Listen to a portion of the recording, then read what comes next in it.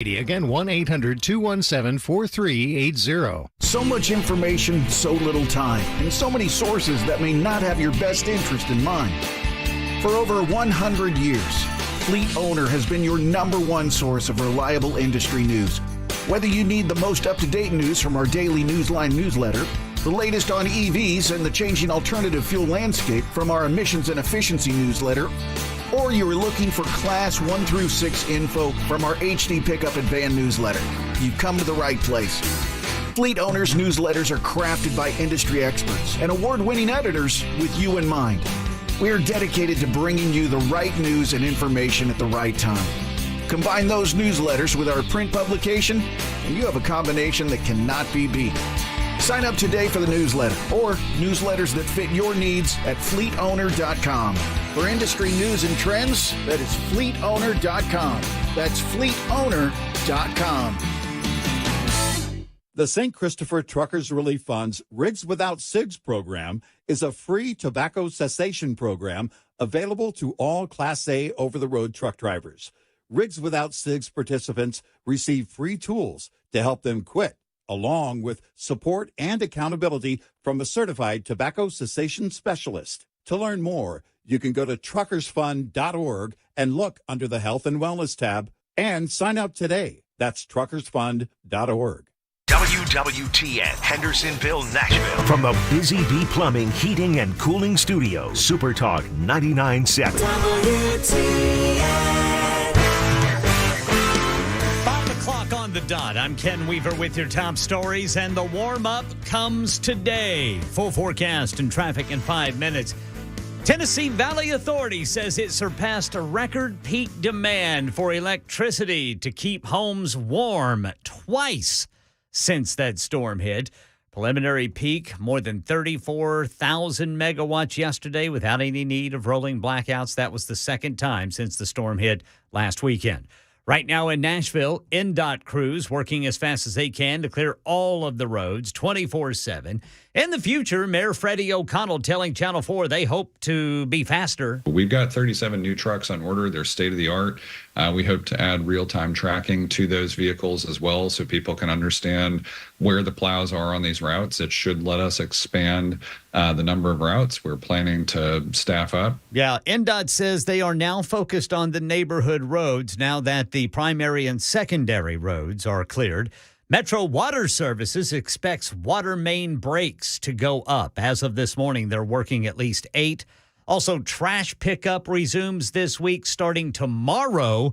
Drop-off centers reopen tomorrow, too. Metro Health Department offices still closed due to a broken sprinkler system.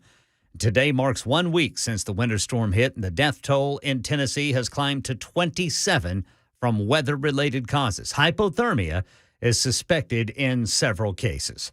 Election 2024. Melissa Adon is in Manchester ahead of tomorrow's New Hampshire primary. Florida Governor Ron DeSantis now suspending his presidential campaign. I can't ask our supporters to volunteer their time and donate their resources if we don't have a clear path to victory. Once thought to have the best chance of supplanting Donald Trump as leader of the GOP, endorsing Trump just days before the New Hampshire primary. Well, I've had disagreements with Donald Trump. Trump is superior to the current incumbent, Joe Biden. Now, the only person standing between Trump and the Republican nomination is former Ambassador Nikki Haley. Trump holds 50% support among likely Republican primary voters in the Granite State, while his closest competitor, former South Carolina Governor Nikki Haley, stands at 39%.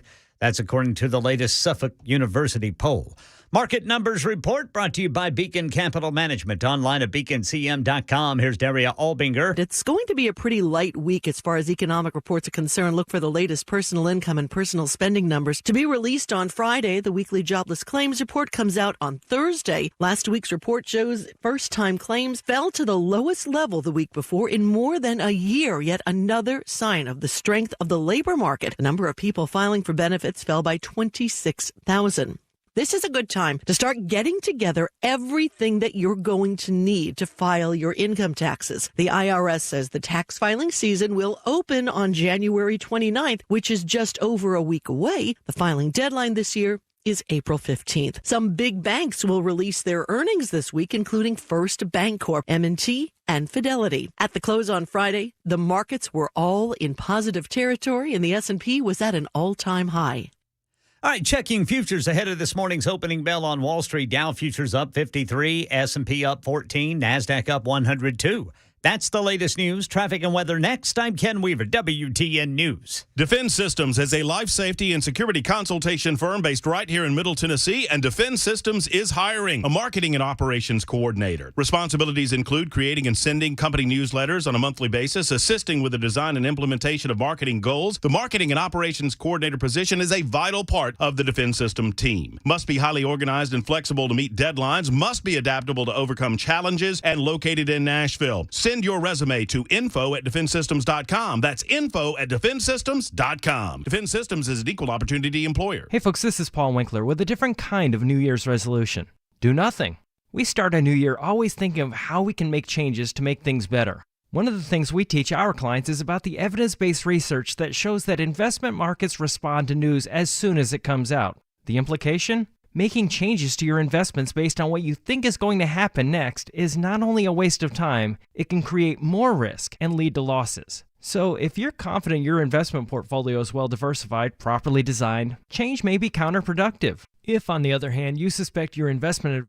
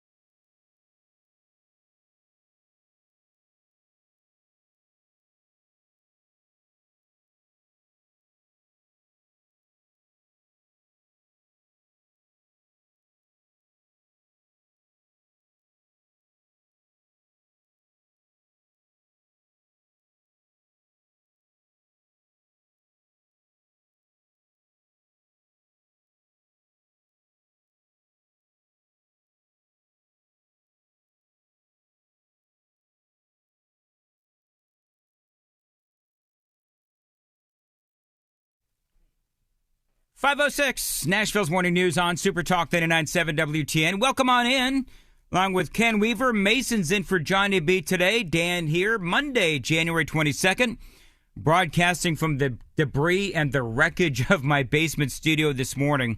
And we'll get into exactly why I'm broadcasting from home today. However, here I am and glad to be with you again on this Monday, January 2nd. Man, what a weekend politically.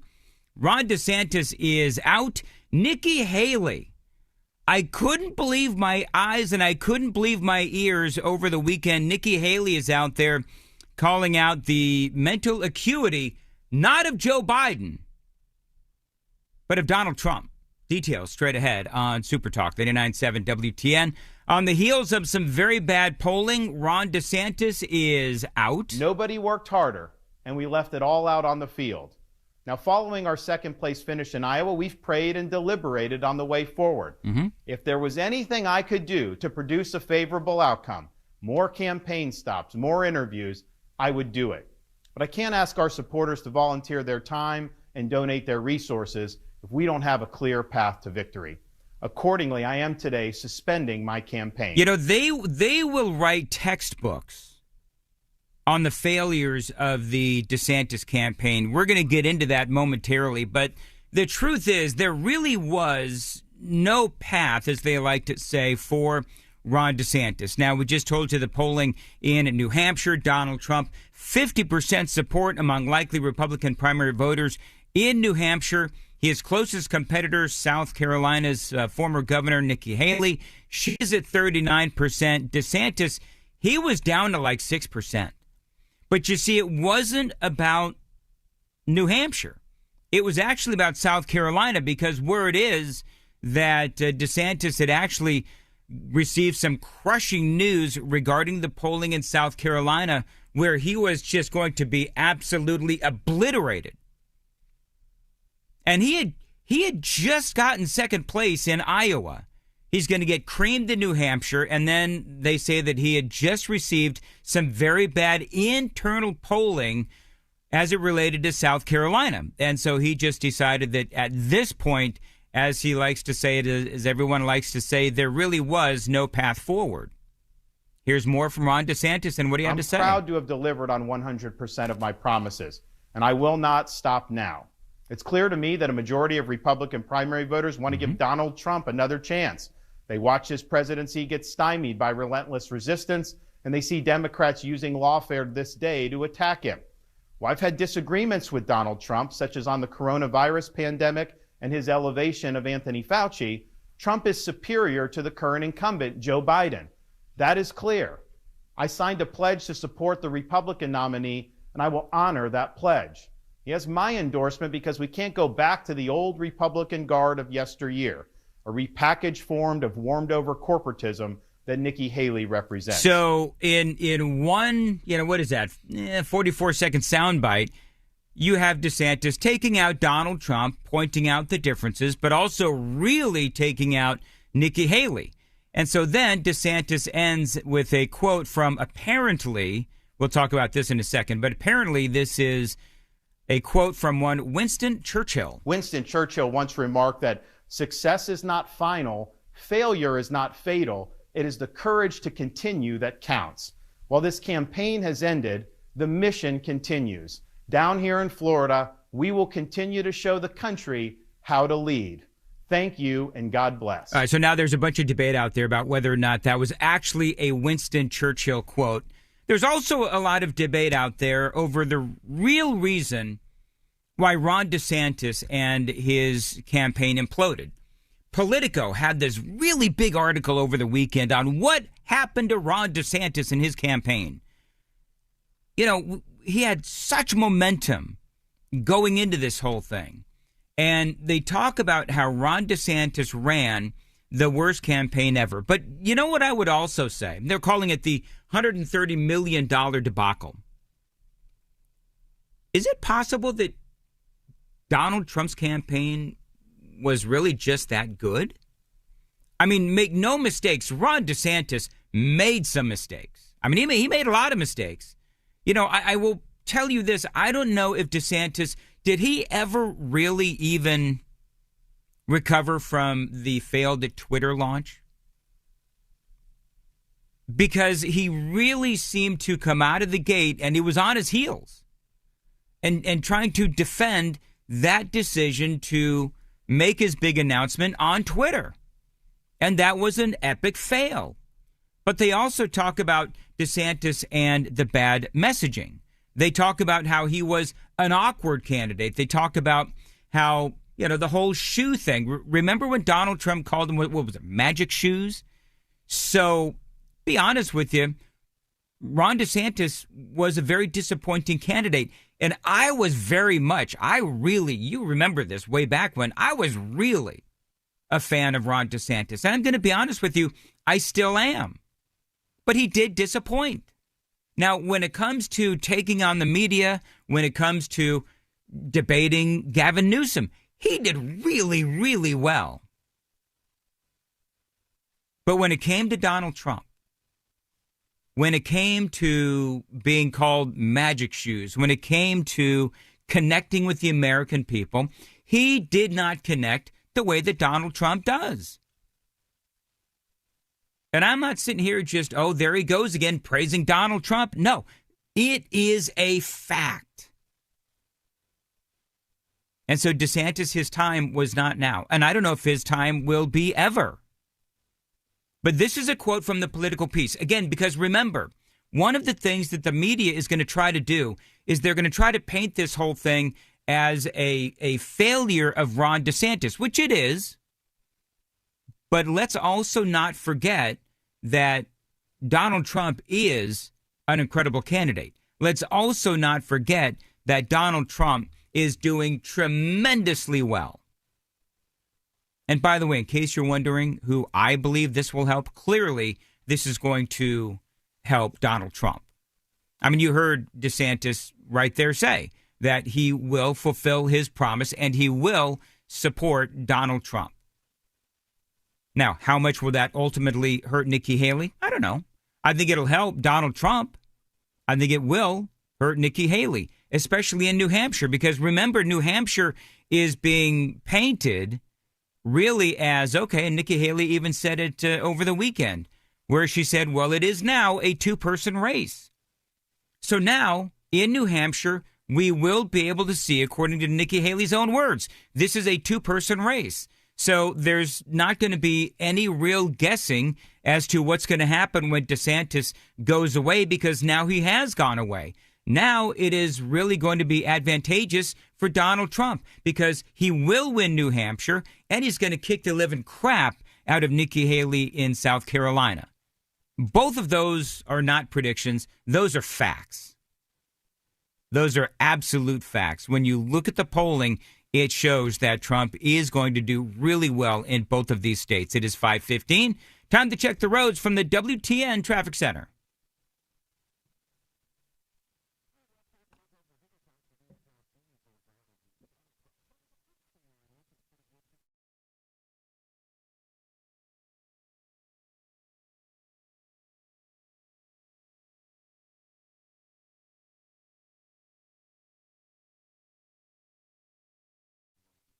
Thank you, Jack. At 5:15, mostly sunny today, high of 43.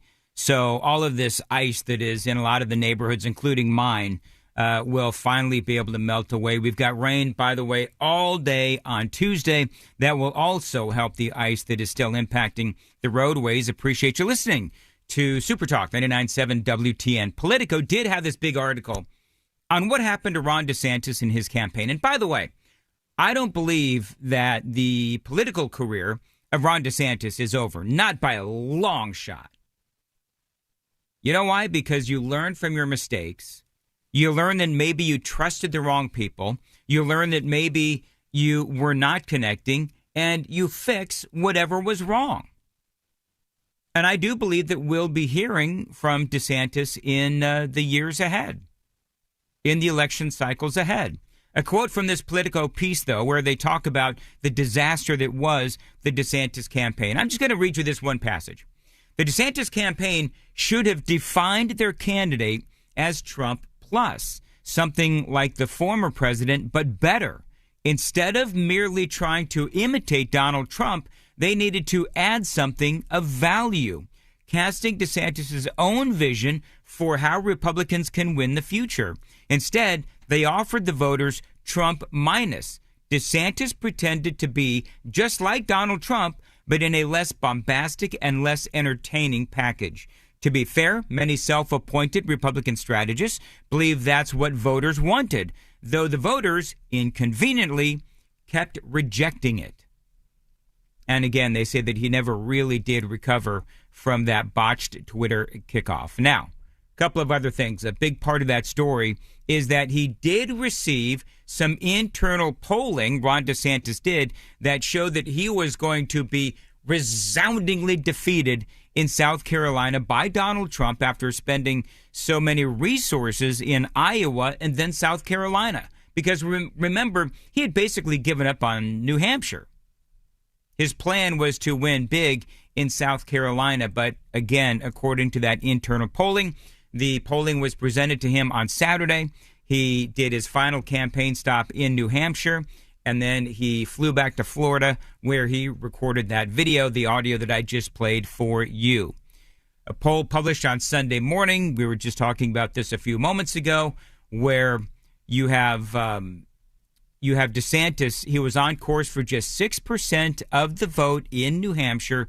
Donald Trump was at 50%, and Nikki Haley was at 39%. So now, I believe that you can say that Trump is going to be at 56% and Haley is going to be at 39%. This is going to be a very big win for former President Donald Trump. By the way, he had a response to Ron DeSantis dropping out. He said, will I be using the name Ron DeSanctimonious? I said, that name is officially retired. There you go. There you go. Trump said he is honored to have the endorsement of Ron DeSantis in the Republican race for president, and he is now, of course, calling on Nikki Haley to drop out as well. Here's what Trump said later on from the stage in New Hampshire as it relates to Ron DeSantis. I'd like to take time to congratulate Ron DeSantis and, of course, a really terrific person who I've gotten to know his wife, Casey, for having run a great campaign for president. He did. He ran a really good campaign, I will tell you. It's not easy. They think it's easy doing this stuff, right? It's not easy. But as you know, he left the campaign trail today at 3 p.m., and in so doing, he was very gracious, and he endorsed me, so I appreciate it. So Nikki Haley, he went on to say, is the candidate of globalists and Democrats who will do everything to stop the America First movement, from higher taxes to decimating Social Security and Medicare and to open borders. He says Nikki Haley represents the views of Democrats more than the views of Republicans. The former president also saying it is time to choose wisely. I do like what he said about Ron DeSantis. Now, remember that DeSantis is being, very gracious in defeat, and Donald Trump is being very gracious in victory. I believe that you do learn a lot from people when they are victorious. And again, Donald Trump, very gracious in victory, saying nice things about Ron DeSantis, when clearly a moment when the Florida governor is feeling down. And that is the thing about Donald Trump, is he beats the crap out of you during the campaign. And then when you drop out and you throw your endorsement behind the former president, he helps you up, dusts you off, and then asks if you will join his team. It's like nothing personal, just business. And so, as I said, a very intriguing and interesting political weekend. And at least for me, the more that we hear about Donald Trump, and Tim Scott over the weekend also has now endorsed the former president as well. I've got a great audio from the South Carolina senator as well. And when we talk about Tim Scott, when we talk about some of the other people that are out there endorsing Donald Trump, there have been really, really fierce battles. But at the end of the day, it is clear that Donald Trump is going to be the nominee for the Republicans. It is 5:21. Ken Weaver was coming up in the news at 5:30. Well, here comes the big thaw, Brother Dan Mandis. It could be messy. Officials asking for continued patience. And as you have been hammering this morning and doing a mighty fine job with your analysis, the GOP presidential race is down to just two candidates. You got to hear what they're saying now. That's coming up at 5:30 on Super Talk 99.7 WTN. Thank you, Ken. 5:22 on Nashville's Morning News on Super Talk 99.7 WTN. Had quite the weekend in the Mandis house. I'm going to tell you about that coming up at 5:35 on Super Talk 99.7 WTN. I want to tell you about my friends at Busy Bee Plumbing, Heating, and Cooling. Listen, this is the company that I trust with my plumbing and with my HVAC. Now, I am a Beehive member. I've been telling you, last week I had some plumbing issues, and since I am a Beehive member from Busy Bee Plumbing, Heating, and Cooling, they came right over and they had it taken care of. I think it was within 90 minutes. They came over to the house despite everything else that they've got going on. Because I am a Beehive member, I've got water that is literally pouring into my basement studio. They came right over and they had the water leak stopped within 90 minutes. That is what it means to be a Beehive member from my friends at Busy Bee Plumbing, Heating, and Cooling, front of the line service. Becoming a Beehive member also means that you get 3 thorough maintenance services a year, including plumbing, plus no overtime charges 24/7 and 10% off of all repairs. They're also, by the way, upgrading their benefits all the time. So check out their website for all the latest. For satisfaction guaranteed, call them. As always, please tell them Dan Mandis told you to reach out. 615-775-7833, 615-775-7833, busybehvac.com.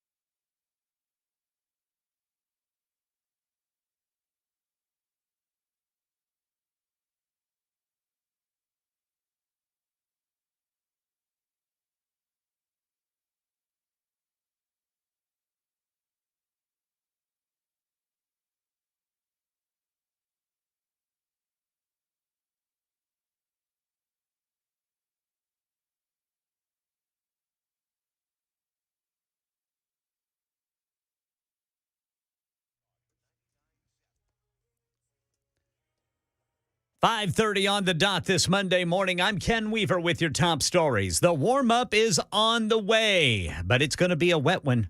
Got the full forecast and traffic updates in 5 minutes. Right now in Nashville, NDOT crews have turned their snow and ice clearing focus to the neighborhoods now that primary and secondary routes are clear.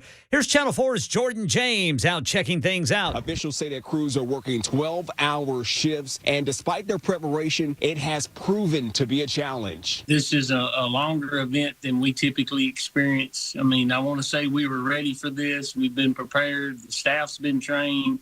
I can't say enough about our fleet operations that's been in here with us since the beginning to keep these trucks up and going. So, it's been a success.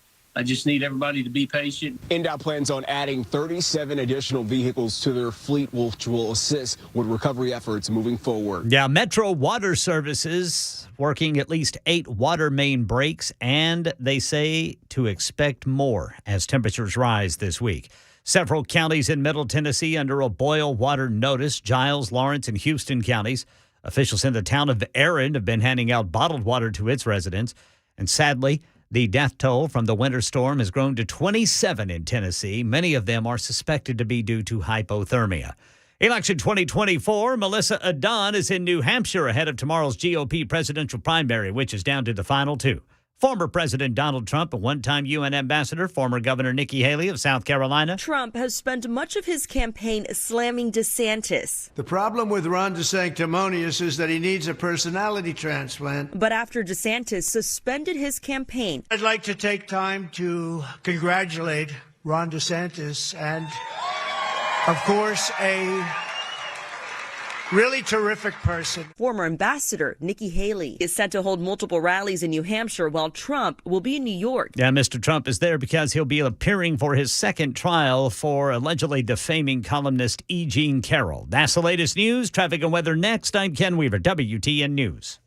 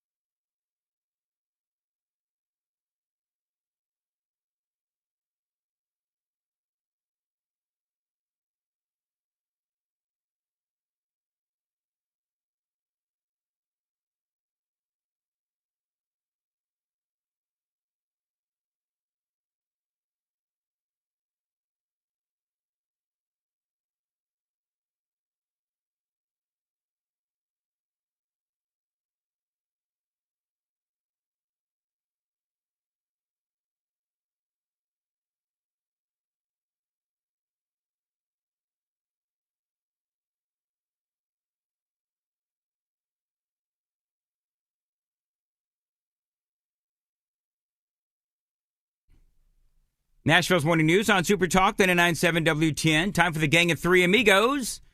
Ken's here. Good morning, Ken. Good morning, Brother Dan Mandis. Mason's here for Johnny B. Hey, Mason. Hey, Dan. You sound a little reluctant to invite me in there. I'm just appreciative that you show up.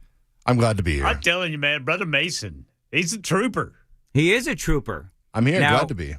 Now, listen, Ken, I don't know if you've seen my home video feed because we are on Super Talk TV. I can see you, yes. I'm a little fuzzy. I look like I'm, in some sort of like Gaza bunker somewhere. I don't know what it is. Do I look fuzzy to you? No. I don't look fuzzy to you. Maybe I'm having a stroke. I mean, I don't know. You're definitely a little fuzzy. Well, I'd hope that's not the case. Well, me too. That means we'd have to wake up Murphy. I was going to say, it's going to be a long show if I'm stroking out. Anyway, so, yeah, I don't know. To me, I look a little fuzzy, and Mason agrees, actually, that I look a little fuzzy on the... Oh, you meant the camera. Sorry. Not too bad, but still a little fuzzy. What did you think I was talking about? I don't know. The camera. We meant the camera. Hey, Ken, did you hear what just happened? Yes. I asked Mason, hey, does it seem a little fuzzy? And he thought I was talking about my actual broadcast as opposed to the camera. So, no, I think, I don't know, the camera looks a little bizarre, but that's okay. Now, why am I broadcasting from home? Like many people, I can't get out of my neighborhood. Yeah.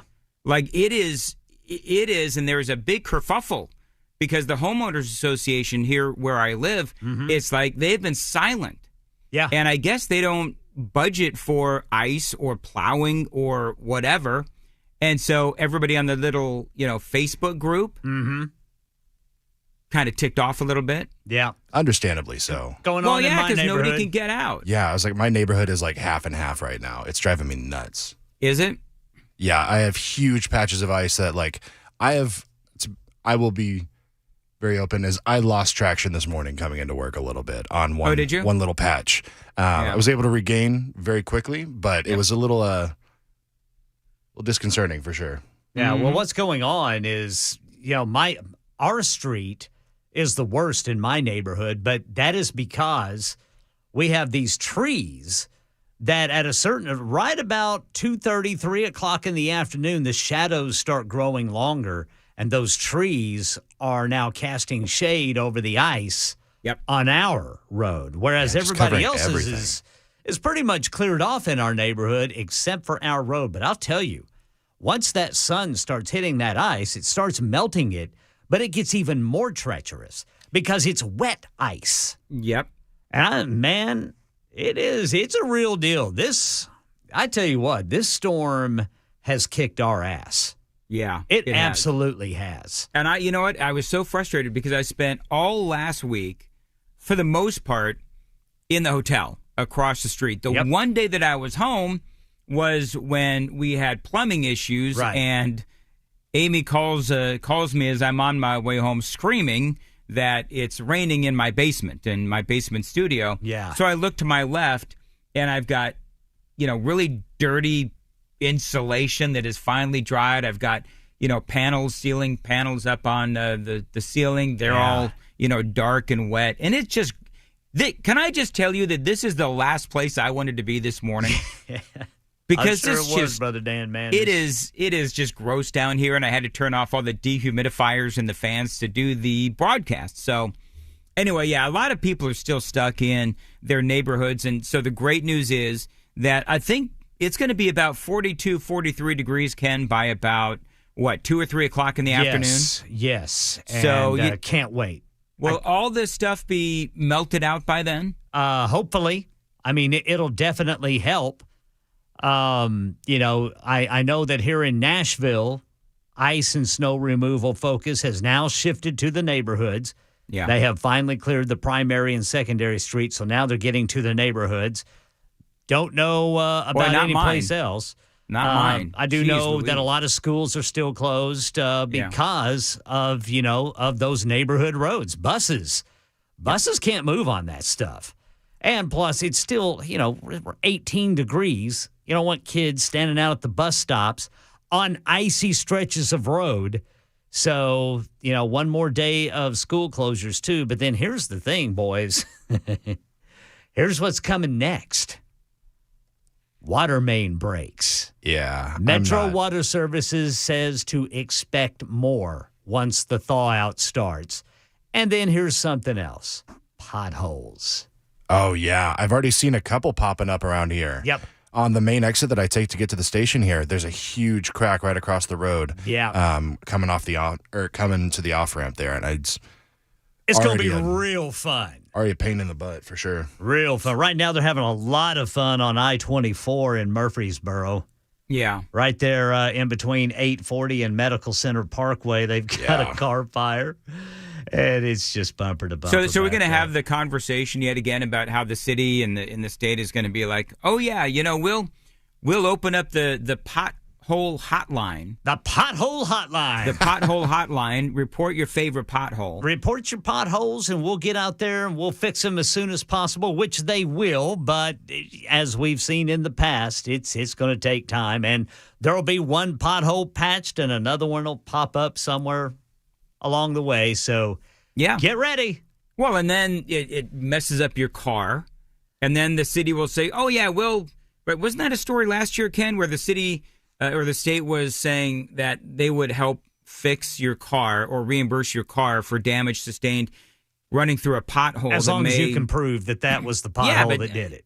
By and large, they make it impossible for you to make the claim. Yeah, you got to make sure, that everybody will slow down. Yep. So you can take a picture of the pothole and then, prove that you were there at the time, and then they'll review it and get back to you. So, yeah. Yeah. It's an effort. They're making an effort, but 7503 says, because I do have access to the super text line, I would like to report a pothole. It's in Washington, D.C., a.k.a. Joe Biden. I got a great Amy story. Ken, you ready for this? I'm ready. Mason, you've never met the lovely Amy. I've not, no. Well, I couldn't drive on the ice, right? I just couldn't. I tried to get out and I couldn't. And so Amy, at 3:00 yesterday, she says, I'm dozing off. And Amy says, I'm in pajamas. Amy says, put your pants on. We're going shopping. Wow. And and I'm like, what? The ice? And she says, no, we're going. She's getting out. We've all been a little cabin crazy around here. So put on my pants. And I said, who's driving? And she laughs at me and she says, give me the keys. And so we take my RAV4 and just like a boss, man, because my neighborhood is full of big hills. Mm-hmm. Oh, man. And it is ice covered. And I am holding on for dear life, because you've got to, if you're getting ready to go uphill, you've got to have a certain speed. Oh, absolutely. Yep. And I don't have the testicular fortitude to go that fast going downhill because I'm worried about sliding away. So, she got us out of my neighborhood. That's what. And then Amy. It is like a whole new world when you get to, Nonneville Road, which is the big street out to town. And it was like, oh, my gosh, everything is normal once you get out of the neighborhood. Yeah. By the way, 0416, when you bought your RAV4, you should have bought the all-wheel drive. Doesn't matter on ice. I don't think it does. I think it matters who the driver is, which for me, clearly. Nothing matters on ice. Nothing matters. Ice wins. 10002, by the way, says, is it the video that's fuzzy, or did Dan lose his razor at the Best Western? Just saying. You know what? If it's okay for the Kelsey brothers who have bagged Taylor Swift, Travis Kelsey has, it's good enough for me. By the way, is it true, Ken, that Taylor Swift got booed at the big Chiefs-Bills game last night? I have no idea, Brother Dan Mandis. I was asleep. You didn't watch it. Okay. I don't even know who won. I'm assuming the Chiefs won. Chiefs won, yeah. The Chiefs won. Yep. Okay. The Bills missed a game-tying field goal that would have sent it into overtime. How long was the field goal? I don't know. Okay. I just saw that it was a game-tying field goal that missed, and the Chiefs celebrated. All right. Meanwhile, Travis Kelce's brother was seen pounding beers and then hopping out of the suite's front window to pound beers with fans with his shirt off. Yeah, and he's holding a Bud Light. And I mean, the dude he's agile. I mean, he's a football player. That's a big boy, and he can move.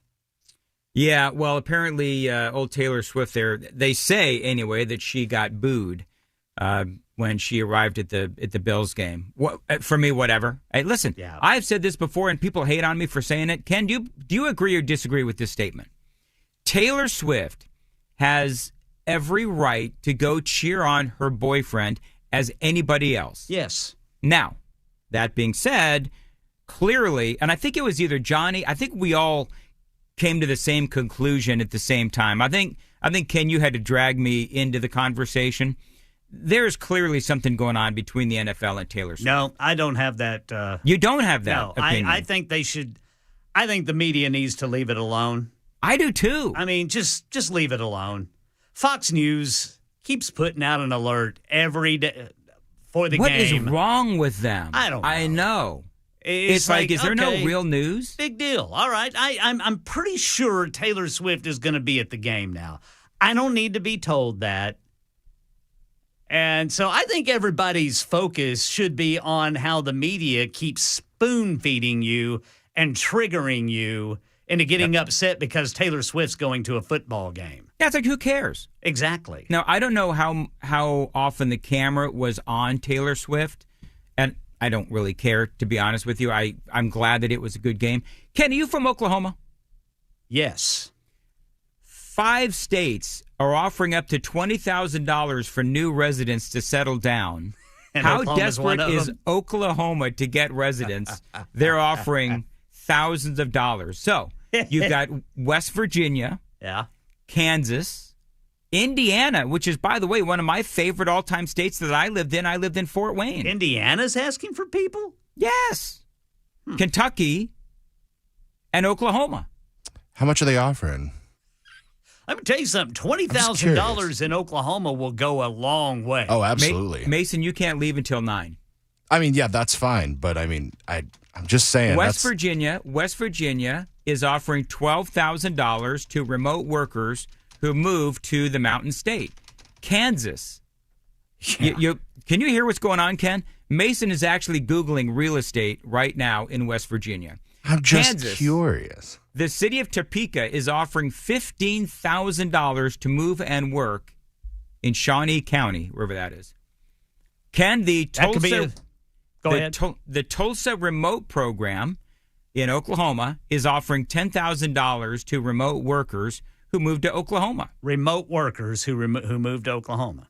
Yeah, well, $10,000 could go a long way in Oklahoma. The cost of living is 13% lower than the national average in Oklahoma. Housing is 28% lower than the national average. Yep. Utilities are 5% lower. I'm only hearing positives right now. $15,000 goes a long way in Oklahoma. You give me basic restaurants and, a nice place to live. Yeah. I'm there all day long. Yeah, Oklahoma City and Tulsa, they've come a long way since I lived there more than 20 years ago. I mean, they finally have some vibrant downtowns. In Oklahoma, the average home value is $195,000. Indiana, one of my faves, actually, and they are several communities in Indiana offering relocation incentives to attract new residents to their towns. Mm-hmm. And finally, Kentucky. 5 counties in Kentucky, eastern Kentucky, came together to offer financial incentives for remote workers. Well, I'll be. You know what they should do? Get rid of that state income tax. That's what Oklahoma's trying to do. I know, yeah. As soon as they pull the trigger on that, I'd be bouncing over there, because that's one of the big reasons I stay in Tennessee, and a lot of people are coming here anyways. So, I mean, why leave it while it's still comfortable? Yep. There you go. There you go. That's good thinking, Brother Mason. Yeah, Mason, be sure you give 2 weeks' notice. Oh, absolutely. Yeah. Or 2 months' notice. So $15,000 to move. I mean, that's a down payment on a house. It is. Absolutely. It is. In Kentucky, the average home value is $194,000. And Kentucky's nice. I like Kentucky. Pretty I do state. too. Beautiful state. Yeah. Unfortunately, it's north of I-40. And I'm thinking I might have to get even further south of 40 after this past week. I might have to go 10 and blow. All right, and with that, 5:53, Nashville's Morning News on Super Talk 99.7 WTN. Ken Weaver, what's coming up in the news? Well, coming up in the news, we're going to tell you about the FAA now focusing on yet another type of Boeing airplane for problems not necessarily associated with doors flying off in midair, but they want them checked just the same. Details at 6 on Super Talk 99.7 WTN. All right, thank you, Ken. 5:54, Nashville's Morning News on Super Talk 99.7 WTN. Coming up, how bad is Oakland? We will answer the question, how bad is Oakland, straight ahead. Also, some border news that you've got to hear to believe. Yes, we do have more. Donald Trump versus Nikki Haley. Did you hear what happened over the weekend with Donald Trump and what he did? Details straight ahead on Nashville's Morning News on Super Talk 99.7 WTN.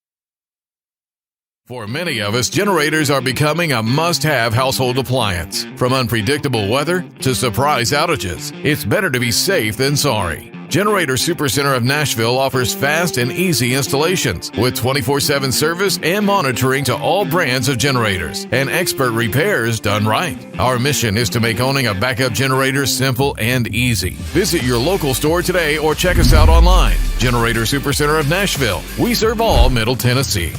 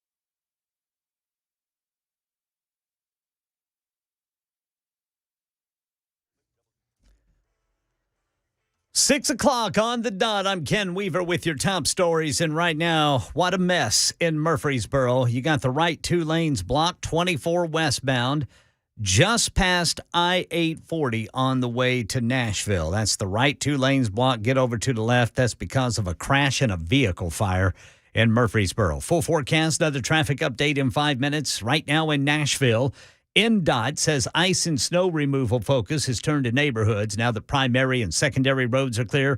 Officials telling Channel 4 they're working 12-hour shifts. This is a longer event than we typically experience. I mean, I want to say we were ready for this. We've been prepared. The staff's been trained. I can't say enough about our fleet operations that's been in here with us since the beginning to keep these trucks up and going. So, it's been a success. I just need everybody to be patient. Yeah, Mayor Freddie O'Connell says they'll do better next time. They've got about 3 dozen more trucks on order, and customers will be able to track their progress. Residents, I should say, will be able to track their progress clearing snow and ice. Election 2024. Former President Trump's one-time UN ambassador, former Governor Nikki Haley of South Carolina, is asking New Hampshire voters a critical question. Is the former president too old to serve? Here's Melissa Adon in Manchester ahead of Tuesday's primary. Former Ambassador Nikki Haley questioning if Trump is mentally fit to serve after the former president appeared to confuse her with former House Speaker Nancy Pelosi. When you're dealing with the pressures of a presidency, we can't have someone else that we question whether they're mentally fit to do this. Haley heading into tomorrow's primary, facing a double-digit deficit with 50% of likely Republican primary voters supporting Trump. Fallout from the door plug that flew off of an Alaska Airlines Boeing 737 MAX 9 while in flight this month. The FAA now issuing a new recommendation today that airlines that fly the Boeing 737-900 visually inspect mid-exit door plugs very similar to the ones on the MAX 9 to make sure they're properly secured. Market Numbers Report. Market Numbers brought to you by Beacon Capital Management, beaconcm.com. Here's Jim Ryan. Americans are beginning the year much more upbeat about the economy. A survey by the University of Michigan says consumer sentiment is up nearly 30% since November, the biggest 2-month jump since 1991. Stock traders likewise are feeling optimistic. The Dow Jones on Friday added nearly 400 points and ended the session at 37,863. The S&P gained 1.25%. The Nasdaq picked up 1.7%, all three scoring all-time high closes. Futures point to advances at the opening this morning. ExxonMobil has filed a lawsuit seeking to prevent a climate proposal by activist investors from going to a vote during the company's shareholder meeting in May. The energy giant says the investors are, quote, driven by an extreme agenda. What began as an April Fool's joke has morphed into an actual product that you can buy. Hidden Valley has teamed with Burt's Bees to launch limited edition lip balm that tastes like ranch dip. I can't do that. All right, Dow futures are up ahead of this morning's opening bells, up 60, S&P up 15, NASDAQ up 110. That's the latest news. Traffic and weather next. I'm Ken Weaver, WTN News.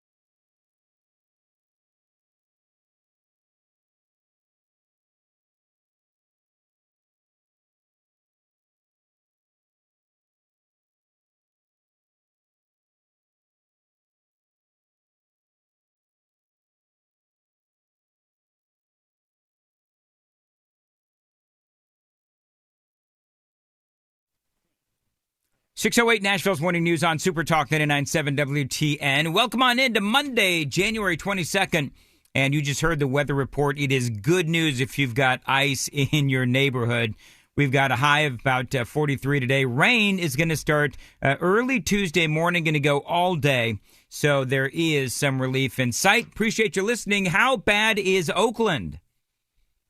Oakland is so bad, and this is one of those stories where you're appreciative that you, my friends, live in Middle Tennessee under conservative leadership. And I know some of you will say, well, put conservative in air quotes. Okay, fine. How bad is Oakland? In-N-Out Burger is now closing their only location in Oakland because of crime, because of rampant crime. They say that the safety of fed-up workers and patrons in the city have been absolutely plagued by recent crime. And so they've decided that for the good of everyone, that they're going to now close up the only location in Oakland. The fast food joint has been in the California city for 18 years, but no more. And of course, you know that In-N-Out is coming here to Middle Tennessee, and not a moment too soon. But that, and I got to tell you, when I was in L.A. recently, I must have had 2 or 3 different trips to In-N-Out. And there was one trip where there was a homeless dude, and I told you about this when I got back, and it was like he was a zombie. And he's just standing in the middle of In-N-Out. And nobody really knew what to do. And they just basically gave him a free hamburger to get him to go away. And you see that all over Los Angeles. And so, again, just one of those stories that makes us appreciative that we live here in Middle Tennessee. 610 on Nashville's Morning News on Super Talk 99.7 WTN. In the 5 o'clock hour, we covered extensively Ron DeSantis dropping out of the primary race, and he is throwing his, I would say, considerable weight, and I do believe that it is considerable weight behind Donald Trump, because I think that there still is a lot of folks out there that appreciate what Ron DeSantis brings to the table. This is what he had to say. I'm proud to have delivered on 100% of my promises, and I will not stop now. It's clear to me that a majority of Republican primary voters want to give Donald Trump another chance. They watch his presidency get stymied by relentless resistance, and they see Democrats using lawfare this day to attack him. Well, I've had disagreements with Donald Trump, such as on the coronavirus pandemic and his elevation of Anthony Fauci. Trump is superior to the current incumbent, Joe Biden. Mm-hmm. That is clear. I signed a pledge to support the Republican nominee, and I will honor that pledge. He has my endorsement because we can't go back to the old Republican guard of yesteryear, a repackaged form of warmed-over corporatism that Nikki Haley represents. One of the things, and of course he took out Nikki Haley there, and he took out Joe Biden, of course, as he should. But one of the things that you heard was the Florida governor talking about how Democrats are going after Donald Trump through lawfare. And see, that is the exact thing that Ron DeSantis should say, because it is obvious. And so when you have Nikki Haley out there, and she's still running around talking about how Donald Trump is surrounded by chaos. And as I have pointed out to you ad nauseum over and over again, that is a horrible talking point from Nikki Haley, because that chaos is brought by the Democrat Party, and the Democrat Party, a lot of them support her. So I think that for DeSantis, a couple of things, as I pointed out just very quickly in the 5, that DeSantis, number one, where it is that he had some really bad polling news out of internal polling from South Carolina. And apparently he was going to just get trounced in South Carolina. And so part of, I believe, him bowing out is the fact that he knew that there clearly is no path forward for him. So he threw his, and as I said, his substantial weight. I believe that there's a lot of Republicans that like Ron DeSantis. By the way, I'm one of them. And so now the question is, how will this impact New Hampshire? Well, it's going to impact New Hampshire in the sense that DeSantis, who was polling, I think, around 6%, that 6% will no doubt, at least in my mind, go to Donald Trump. And the most recent polling out of New Hampshire shows that Trump is at 50%. You've got Nikki Haley at 39%. Again, you had DeSantis at about 6%. And so now I believe that Donald Trump will be upwards at about 56%. And I think that Nikki Haley will stall out at maybe 39, 40%. It is 6:13 on Nashville's Morning News on Super Talk 99.7 WTN. So there is a story out there. And the story is that, according to some out there, that Donald Trump is now having to deal with some cognitive issues. That is the story.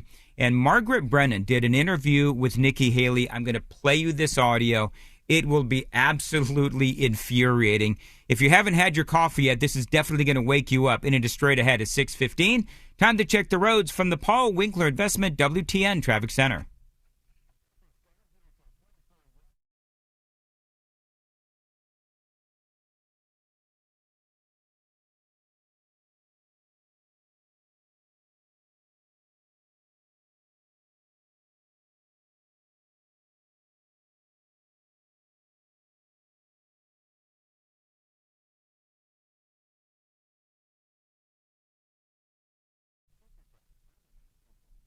Mostly sunny today, a high of 43, rain on Tuesday all day. And so we can look forward to a lot of this ice in the neighborhoods finally being washed away. Right now, 20 degrees at Super Talk 99.7 WTN. So Donald Trump, here in the last couple of days, he mixed up Nikki Haley and Nancy Pelosi. And so Haley is doing this interview with Face the Nation and Margaret Brennan. And I want you to listen to how they frame the question. Listen not only to the words, but also the tone of Margaret Brennan. Listen. They never report the crowd on January 6th. You know, Nikki Haley, you know, did you know they destroyed all of the information, all of the evidence, everything, deleted and destroyed all of it, because of lots of things. Now, and so clearly he keeps mentioning Nikki Haley, but he means Nancy Pelosi, who, of course, as you know, if you listen to Nashville's Morning News and Talk Radio, you won't see the media report this, but she said no to additional security around the Capitol building on January 6th. Nikki Haley is in charge of security. It's unclear what he's talking about as being deleted, but you said yesterday hearing this made you question Donald Trump's mental fitness. Is that the first time you questioned his mental fitness? Did you hear how she sounded, Margaret Brennan sounded, when she asked Nikki Haley, is this the first time that you've questioned his mental fitness? Now, Donald Trump has a lot going on. And if you have seen any of his recent town halls, if you've seen the many events that he's had thousands of people out there in New Hampshire going on for like well over an hour. And it is flawless. No notes, top of his head, just going through all of it with no problem whatsoever. And so, yeah, Trump was in New Hampshire and he confused the two, or at least I suppose that's what happened. What I would tell you is that, yes, when people have so much going on, you're going to, at times, get confused and things are going to happen. This is what Nikki Haley said. He claimed that Joe Biden was going to get us into World War II. I'm assuming he meant World War III. He said that he ran against President Obama. He never ran against President Obama. He says that I'm the one that kept security from the Capitol on January 6th. I was nowhere near the Capitol on January 6th. But, Margaret, you don't be surprised if you have someone that's 80 in office. Their mental stability is going to continue to decline. That's just human nature. We know that. What I'm saying is, first of all, you're talking about somebody who's only going to be in office 4 years. Secondly, you're talking about someone who continues to, I mean, look, I don't know if he was confused. I don't know what happened. But it should be enough to send us a warning sign that if you look Joe Biden, he's very different than he was 2 years ago. Are we really going to go into a situation where we have wars around the world and we're trying to prevent war and we're going to have someone who we can or can't be sure that they're going to get confused? It's a real issue. That's not being disrespectful. It's just a fact. Wow. I'm sorry. I would say to Nikki Haley, excuse me, Nikki, you forgot that slavery was one of the reasons for the Civil War. To even put Joe Biden and Donald Trump in the same sentence is absolutely insane and disingenuous, to say the least. Are you really, Nikki Haley, are you really that desperate? You know, people are focused on Nikki Haley's response in this interview, but listen to the viciousness of Margaret Brennan. Why do you think Trump's voters care about that? And when you worked in his cabinet, did you ever question his mental fitness? In other words, what she's trying to say is clearly Donald Trump and his mental fitness has been an issue for years. That's what Margaret Brennan is trying to say. And so I would ask Margaret Brennan if she has ever questioned Joe Biden's mental fitness. There's no question on that situation. Or Margaret Brennan, if you've ever had anyone from Joe Biden's cabinet on to talk about the current president's mental fitness, because clearly that is far, far, far more of an issue than anything that Donald Trump has shown.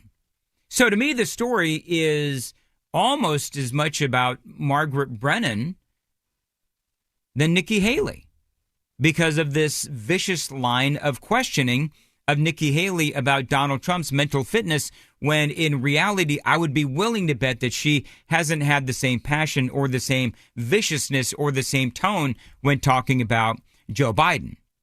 Because Brennan seems to be challenging Haley by trying to get her to say that she never questioned Donald Trump's mental fitness when he was president. Because Brennan obviously believes Trump has mental issues. And think about how this would play out. So if Haley says no, she never questioned Donald Trump's mental fitness, which that's what she said, well, then the story becomes that Nikki Haley never thought that Donald Trump was mentally unfit. That becomes a story because the Trump-hating media, they all believe that Trump has forever been mentally unfit. So that becomes a story. If Haley says yes, she did think that Donald Trump was unfit, well, then that becomes the story. Remember, the media is trying to sell you Nikki Haley. I've been saying this for months. The media is trying to sell you Nikki Haley so that they can then turn around and destroy her in the general. So we ultimately get 4 more years of Joe Biden or Gavin Newsom or whoever it may be.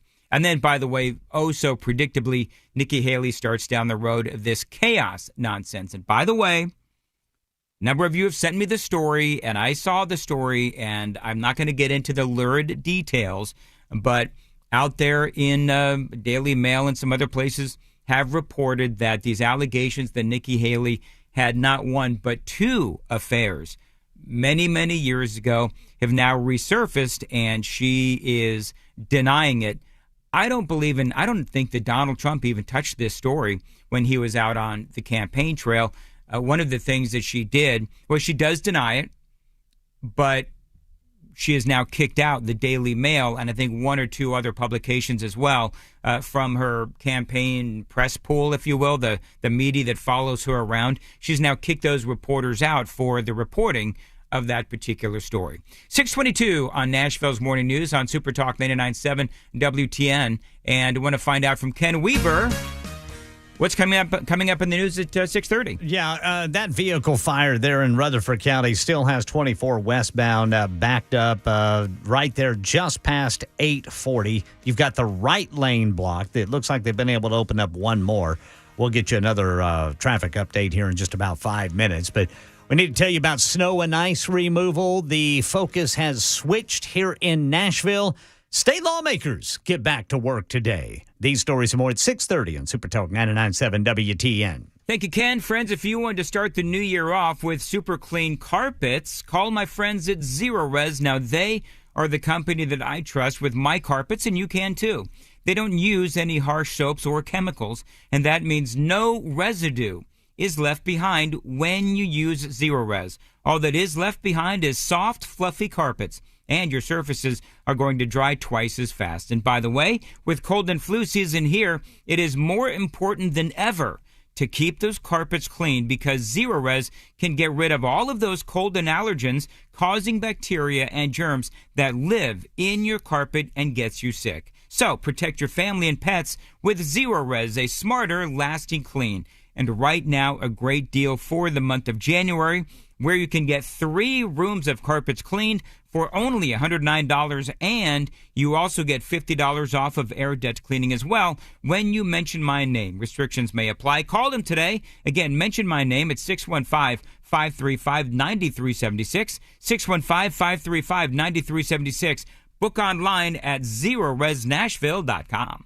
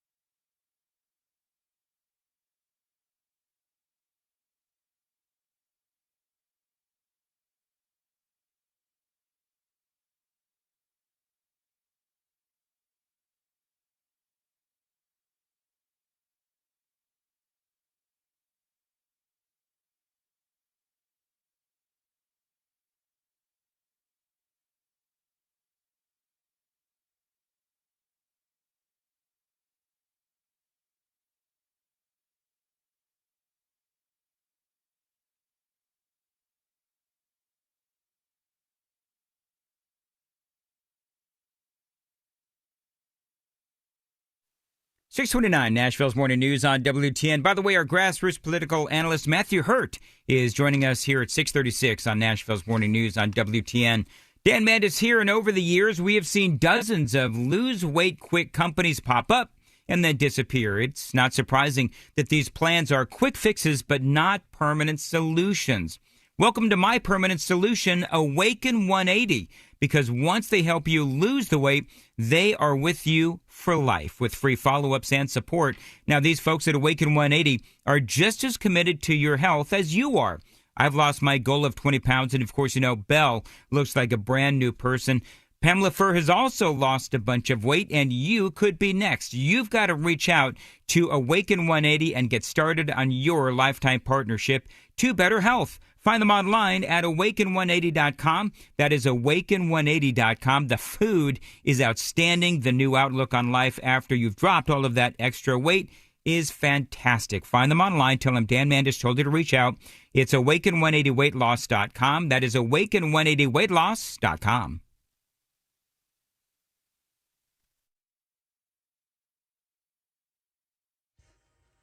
.30 on the dot. I'm Ken Weaver with your top stories. Got the full forecast and traffic in 5 minutes. I can tell you that is still a crawl getting out of Murfreesboro this morning. 24 westbound. Right lane still blocked by an earlier car fire just past I-840. And the warm-up starts today. Right now in Nashville, NDOT telling Channel 4 crews are finally able to focus ice and snow removal in the neighborhoods. Once primaries are clear, and our goal is always bare asphalt, and then we go to secondaries, and then we start call-ins. This one's been a little bit different just because of the amount and the deep freeze that we went in. I mean, we got into sub-zero temperatures, which really made it a challenge. Yeah, Metro Water Services expects to see more issues as the temperatures warm up. Right now, they're working to repair at least 8 water main breaks, and they expect more. State lawmakers get back to work today after taking a week off due to the winter storm. Lawmakers plan to tackle 2 education issues today. Democratic leaders plan to make what they say will be a significant announcement this morning about education. Meanwhile, people plan to protest a bill that would ban every flag in the classroom except for the American flag. And election 2024, it's the final day before the New Hampshire Republican primary. Nikki Haley aiming to close the gap with former President Donald Trump, who leads in the polls. Ron DeSantis dropped out. Here's Stephen Portnoy in Manchester. The verdict from TV's Judge Judith Scheinlin came in on stage last night in Exeter. It's time for Nikki Haley. This is her moment. To beat Donald Trump, Haley will have to rely on the support of voters who might never have taken part in GOP primaries until now. Voters like Julie. I'm tired of having a regular daily crisis. Polls show Haley's support in New Hampshire is mainly among moderates and liberals, which is why Donald Trump is now saying this. Just who's voting for Democrats are voting. That's the latest news. Traffic and weather next. I'm Ken Weaver, WTN News. Thank you, Ken. You know, the thing that I love about my friends at Cove Generators is that they're not just going to sell you a generator. No, they're going to partner with you from the time that you buy that generator to the time that you leave your house. That's right. My buddy Generator Dave is going to answer all your questions. No generator is too big or too small, because that's all they do at Cove Generators is generators. Imagine that. Now, these generators are seamlessly integrated into your home and super silent. The most important part of all of this is that when the power goes out, your Generac home standby generator is going to kick right back on and keep your family safe. Get an estimate on your Generac home standby generator today from my friends at Cove Generators. We know, and certainly the last week or so, we know the weather is absolutely crazy. You can never know what's going to happen, and you can count on eventually being affected or impacted by a power outage. Cove Generators can help you. They are your premier Generac home standby generator dealer. Call them today and be prepared for winter. Call them, have a generator already? Well, then you can call them to perform maintenance on your Generac automatic standby generator or any brand generator that you own. Find them online. It is covegenerators.com, and never lose power again. Contact them today. Tell them Dan Mandis told you to reach out. 931-559-3311. 931-559-3311. CoveGenerators.com. Terms and conditions may apply. Call for details.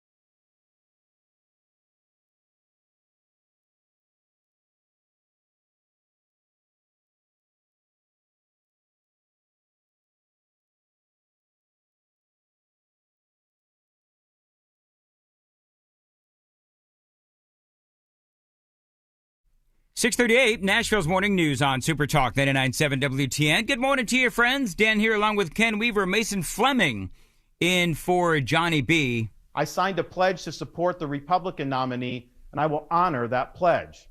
He has my endorsement because we can't go back to the old Republican guard of yesteryear, a repackaged form of warmed-over corporatism that Nikki Haley represents. Well, that is Ron DeSantis, who decided to drop out, although I think it was pretty much decided for him over the weekend. I want to welcome on into the program Nashville's Morning News grassroots political analyst Matthew Hurt. Matthew, thank you for joining us. This seemed to be a surprise for many, Ron DeSantis dropping out so early. What's your take?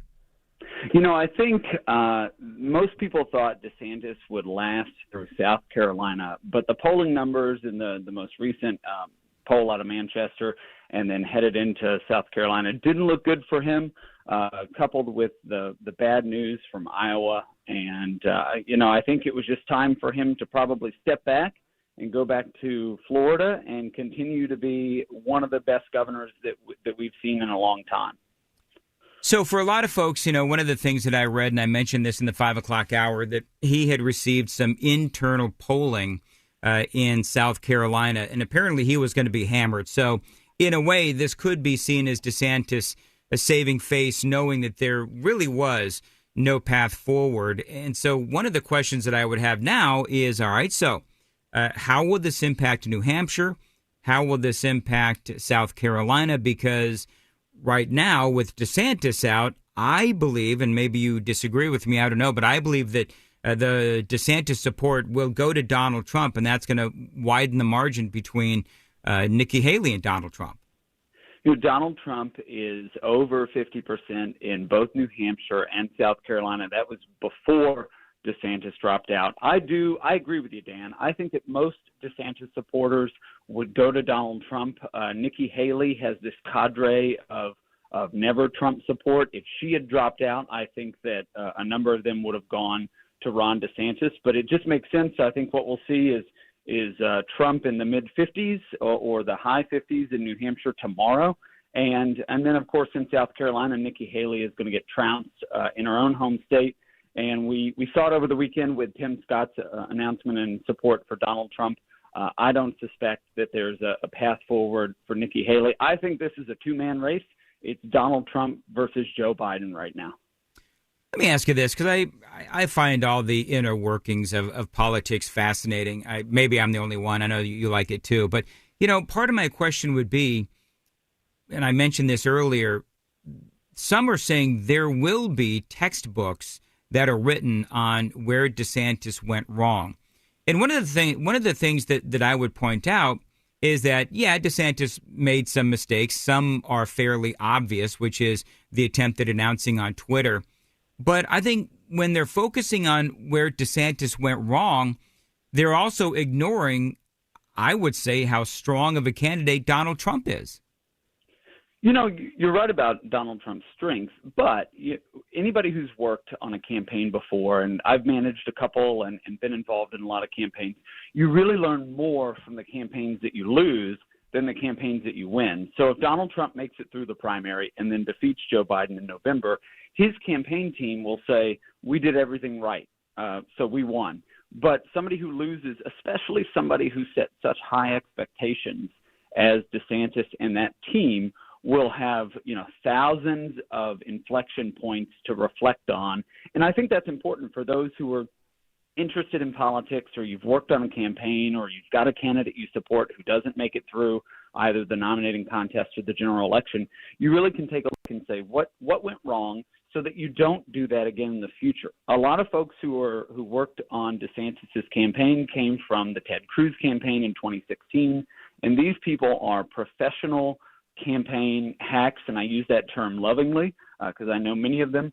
But they will learn from these experiences on the DeSantis campaign and on other campaigns to hopefully not replicate the mistakes that were made here in this effort. All right, so one final question on DeSantis, then we'll move on. But what is the political career of Ron DeSantis? Is he going to run again in 28? He, figures out where he went wrong and move forward, fixes those things. And, whoever the president is heading into, 2025, January of 2025, and takes that oath of office. What's next for Ron DeSantis? I think the sky's the limit for Ron DeSantis. He's still got 2 more years as one of the best governors in America, probably the best governor of a conservative state in the United States right now. and he will have that record to go on. We have no idea what's going to happen over the next 8 to 10 months as we play out this general election against Joe Biden, and it remains to be seen what happens on Election Day in November. I think I'm pretty confident in saying I think Donald Trump will be the next president of the United States. However, as you've said on the show and as I've said on the show, the deck seems to be stacked against him. The political class, the establishment class in D.C., certainly the deep state and the governing class. So it remains to be seen. 2020 and 2016 were generations ago in the minds of most voters. And so as we head toward 2028 after this election, Ron DeSantis may once again wade into the presidential election. But I would ask your listeners, try to come up with a dozen former Republican candidates who have run for president in the last 8 years or 12 years. And I tried to make a list over the weekend, and I really struggled. So the political memory is short. Ron DeSantis could make a reemergence in 2028, but certainly we'll be in a totally different political landscape by then. 645 Nashville's Morning News on Super Talk 99.7 WTN. More with our grassroots political analyst Matthew Hurt straight ahead. Time to check the roads from the WTN Traffic Center.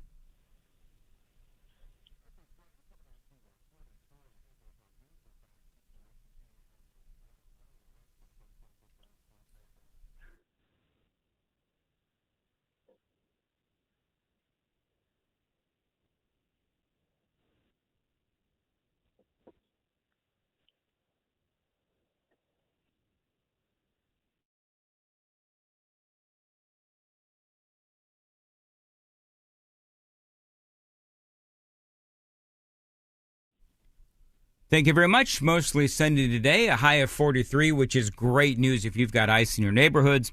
Also, rain expected on Tuesday, beginning right about 3 o'clock in the morning, and it's going to rain all day long. Appreciate you listening to Nashville's Morning News on Super Talk 99.7 WTN. All right, so Matthew, I'm going to be honest with you. I was triggered by a piece of audio that I heard during Ken Weaver's newscast. This is Judge Judy. It's time for Nikki Haley. This is her moment. Can I ask a question? What the hell does "this is her moment" even mean? Because isn't that up to the voters of America? One of the best quotes from Judge Judy is, "Don't pee on my leg and tell me it's raining." And Judge Judy, as a surrogate for Nikki Haley, is doing just that with the voters. I don't think there's a moment. It is definitely a messaging point that surrogates and candidates want to make to say that a candidate's time has come. But really, that is the same level of narcissism that we see in a lot of candidates. Anybody who runs for office has to have just a little bit of that to file and to put their name on the ballot. But I don't think it's Nikki Haley's time, and I don't personally think it'll ever be Nikki Haley's time for the presidency. And but it's great to have such a popular endorsement like Judge Judy. Everyone knows her. She's America's judge, and it does show a little bit of support. But, Judge Judy voted for Michael Bloomberg in New York. So we understand the political reality, and I personally love Judge Judy. I'd love more judges like her, but she's wrong on this issue, and we're going to rule her guilty of picking the wrong candidate. Well, so here's the interesting thing, right? So Nikki Haley brings out Judge Judy, who voted for, as you said, Michael Bloomberg. Well, let's look at who Donald Trump brought out in New Hampshire. A big show of strength from the folks there in South Carolina. He had South Carolina's governor. He had a bunch of lawmakers, state officials. He brought along 3 congressmen, also from South Carolina. Basically, this was Donald Trump showing Nikki Haley and the world that he had the people of South Carolina, at least the governor and a lot of the lawmakers and state officials, behind him. How important was that show of strength regarding South Carolina over the weekend for Donald Trump in New Hampshire? Because all those people got on a plane and flew to New Hampshire.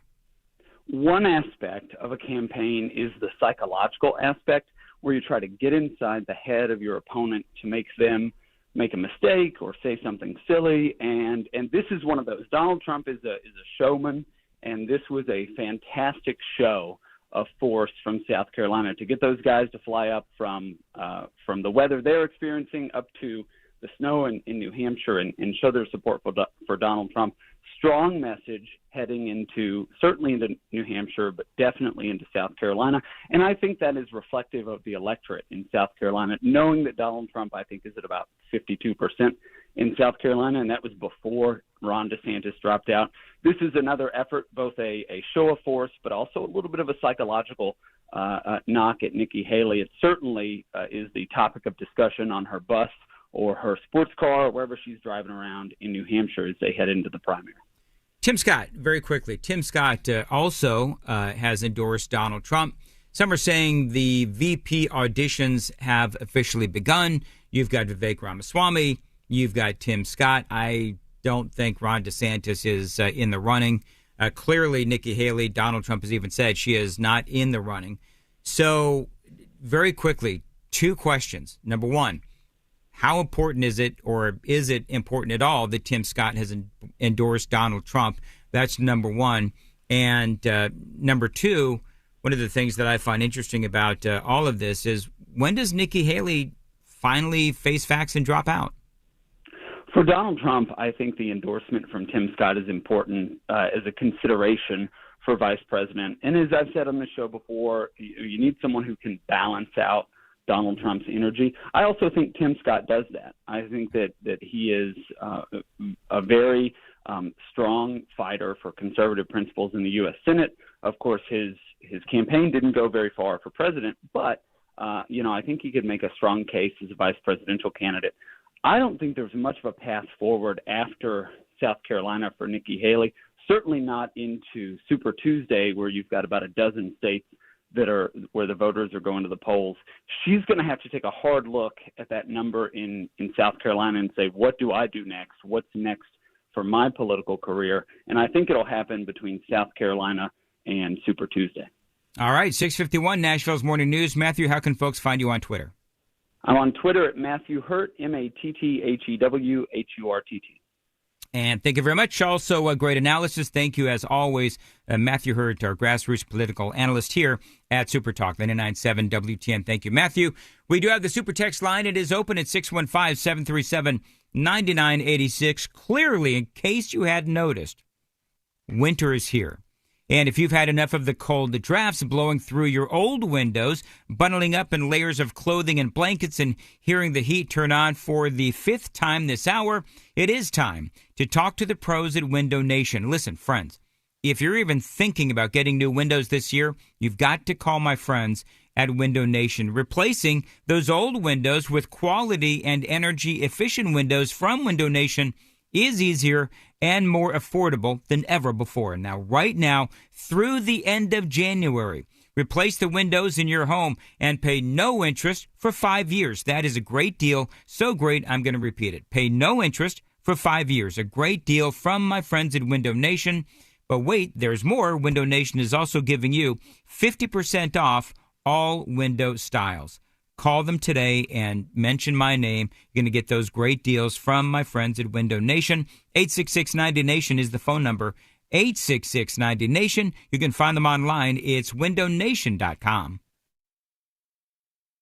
For many of us, generators are becoming a must-have household appliance. From unpredictable weather to surprise outages, it's better to be safe than sorry. Generator Supercenter of Nashville offers fast and easy installations with 24/7 service and monitoring to all brands of generators and expert repairs done right. Our mission is to make owning a backup generator simple and easy. Visit your local store today or check us out online. Generator Supercenter of Nashville. We serve all Middle Tennessee.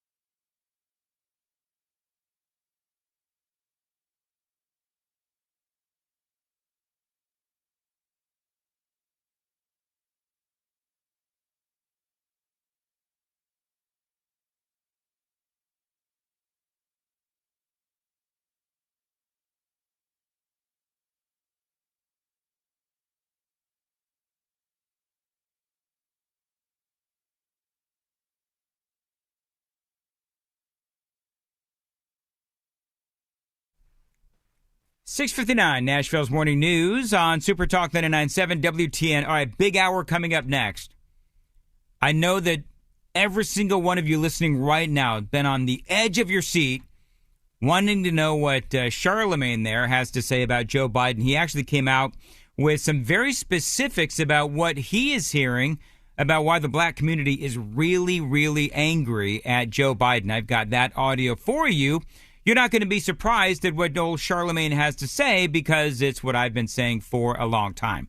Number one, that's number one. Number two, what does Tim Scott have to say about Donald Trump and his endorsement, and also some illegal immigration that is in the news. It is all straight ahead on Super Talk 99.7 WTN.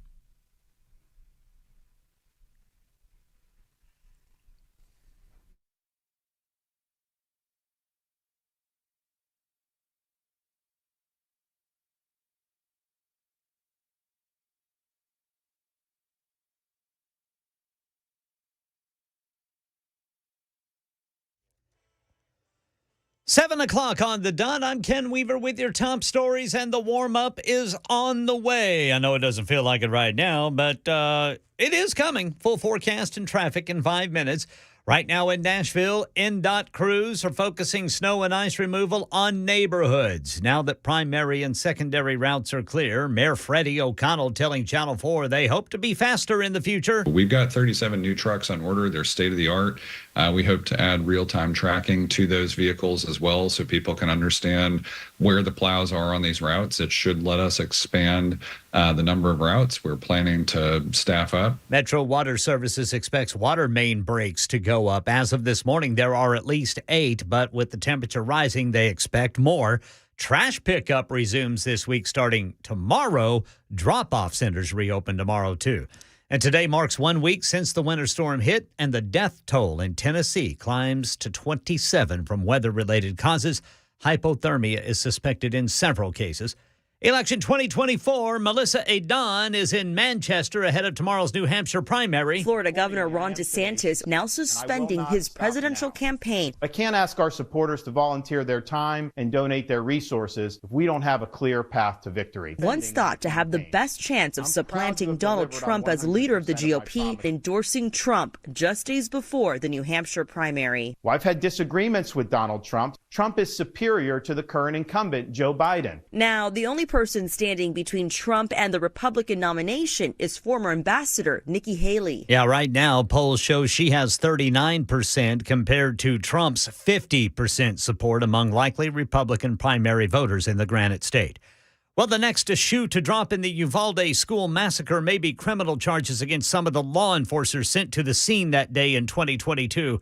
On Thursday, the Justice Department released its 575-page report detailing what it calls the failed police response to Robb Elementary School.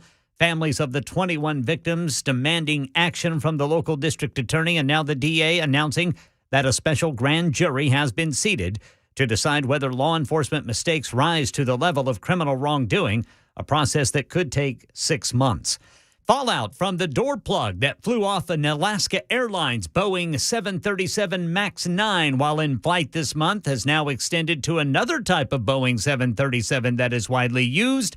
Alex Stone says federal regulators issuing a new recommendation today. Today, the FAA is recommending airlines that fly the Boeing 737-900. Different than the Boeing 737 MAX 9, visually inspect mid-exit door plugs that are very similar to the ones on the MAX 9 to make sure they're properly secured. It comes after United and Alaska Airlines found loose hardware on their MAX 9 door plugs. U.S. airlines that fly the 737-900 include Delta, United, and Alaska. They say inspections of the 900s should not impact flight operations. Market Numbers Report brought to you by Beacon Capital Management. Online at beaconcm.com. Dow futures are up 91. S&P futures up 19. NASDAQ up 136.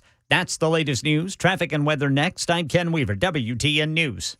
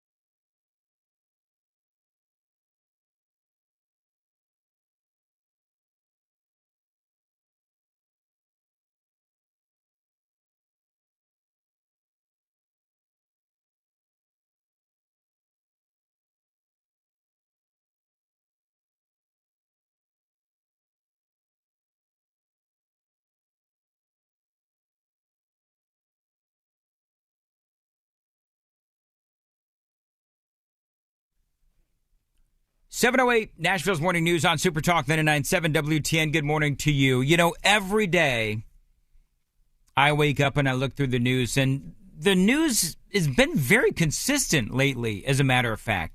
Number one, Donald Trump is doing really well, not only in the Republican primary, but also in a lot of these battleground states. And every single day, and today is no different, there is another story that is showing that Joe Biden is struggling in Michigan, and Donald Trump is doing quite well in Michigan. Thank you very much. And so that's number one. Number two is that illegal immigration continues to run rampant. That is another story that I see every single day in the news, and I know that you know that. Number three is that the black community is really, really angry with one Joe Biden. And so that is where we begin on this Monday, January 22nd. Dan Mandis here indeed. By the way, the super text line is open at 615-737-9986. You can also watch us on a Super Talk TV, YouTube, Facebook, Twitter, Twitch, and 997WTN.com. There is a story out there, and I'm going to spare you the details because it is a rough story to hear. But this is the headline. Grieving mom whose daughter was raped and murdered by an MS-13 gang member has now filed a $100 million lawsuit against the federal government, i.e. Joe Biden, Alejandro Mayorkas, for lax policies. And one of the things that she says is that nobody at the border did their job and checked the background of this MS-13 gang member who came into our country. They allowed him in, and then he raped and murdered this young girl. It is a horrifying story. And so one of the things, as you look at what is going on with not only this particular story, but, you know, obviously what's happening on the southern border, is that we are letting in people who we don't know who they are. But yes, we have a situation where we have MS-13 gang members coming in. We have folks coming in from China and all of these other countries that hate America. And they have all kinds of, you know, nefarious intentions. Some of them do, of course, and some of them have criminal records. I mean, I don't need to go through the same story over and over again. Now, one of the things, as you look at all of this, it is clear the American people have a very low opinion on Joe Biden and his ability to protect our southern border. And so when you look at everything that's going on and you look at how the American people are reacting, Joe Biden, as I've pointed out to you several times now, he is at an 18% when it comes to an approval rating on his handling of the southern border. Now, I've got two people, and part of when you talk about Joe Biden at 18%, approval rating on how he's handling the border, that tells you that the vast majority of Americans, even a whole bunch of Democrats, have a problem with the president's handling of the southern border. Now, one of those is a guy named Charlemagne. Now, I've spoken about Charlemagne many times, and he likes to refer to himself as Charlemagne the God. Sorry, Charlemagne, I can't go there. But one of the things that Charlemagne has said is he has been, in the past, a proponent, a supporter of Joe Biden. And so he's been making some news more recently because he has now been decidedly anti-Joe Biden. And he's walking around, and he's a big time, you know, syndicated morning radio host, and he is someone who is very popular with young black voters, and I guess whatever. So this is a guy who he has the ear of a certain voting bloc that Joe Biden at one time was incredibly popular with, and they supported him. And Charlemagne, in the last presidential election, very much supported Joe Biden. And now he's walking around saying, you know, he made a big mistake. And this is what he said over the weekend.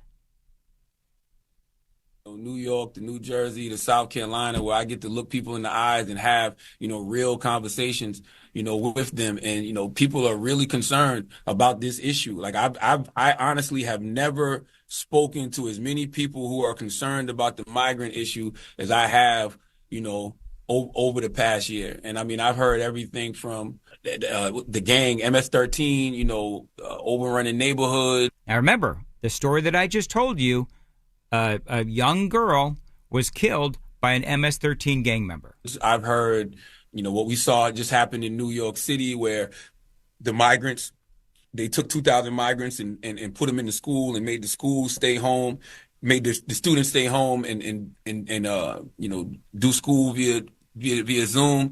And that was a big issue. Like, I mean, people were calling the radio station. That was just this week, really, really, really complaining about that. So I've never seen, working class people who I interact with every day until this past year really, really, really expressed their frustration for the migrants. And it's not even just the people. Like, you see politicians who once, championed having the migrants in the city, like the mayor Eric Adams of New York. Now they're like, yo, hold up. This. Yeah, and he says this is insane. And so for Charlemagne, he is, and I went on a whole big tirade about Charlemagne a while ago, because I believe that he owes that community that he told to support Joe Biden. He owes that community an apology, because everybody knew who was watching the race in the last presidential cycle.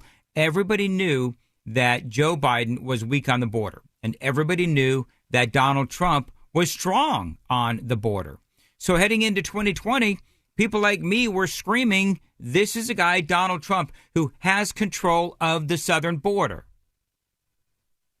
And Joe Biden is going to come in and he's going to executive order our way into immigration oblivion. And Charlemagne is absolutely right. But here's the deal. I guess you could say better late than never. But Republicans have been talking about this since the election. So it's almost like, well, welcome to the party, Charlemagne. But now what are you going to do? And by the way, this is your party, I would say to Charlemagne. This is your party because your party won't allow anyone else to run against Joe Biden. And to be perfectly fair, I don't know if Charlemagne considers himself a Democrat. I don't know what he actually considers himself as. But what I do know is that when people come out against Donald Trump and then they're sitting here complaining about what's going on the southern border, well, I would point out that Donald Trump had reasonable control over the southern border. That is number one. And number two, it was a situation where everybody knew what would happen. And now here we are 3 years into the Biden administration, and finally, Charlemagne is speaking out. I would say 3.5 years too late. It is 7:16. Time to check the roads from the WTN Traffic Center.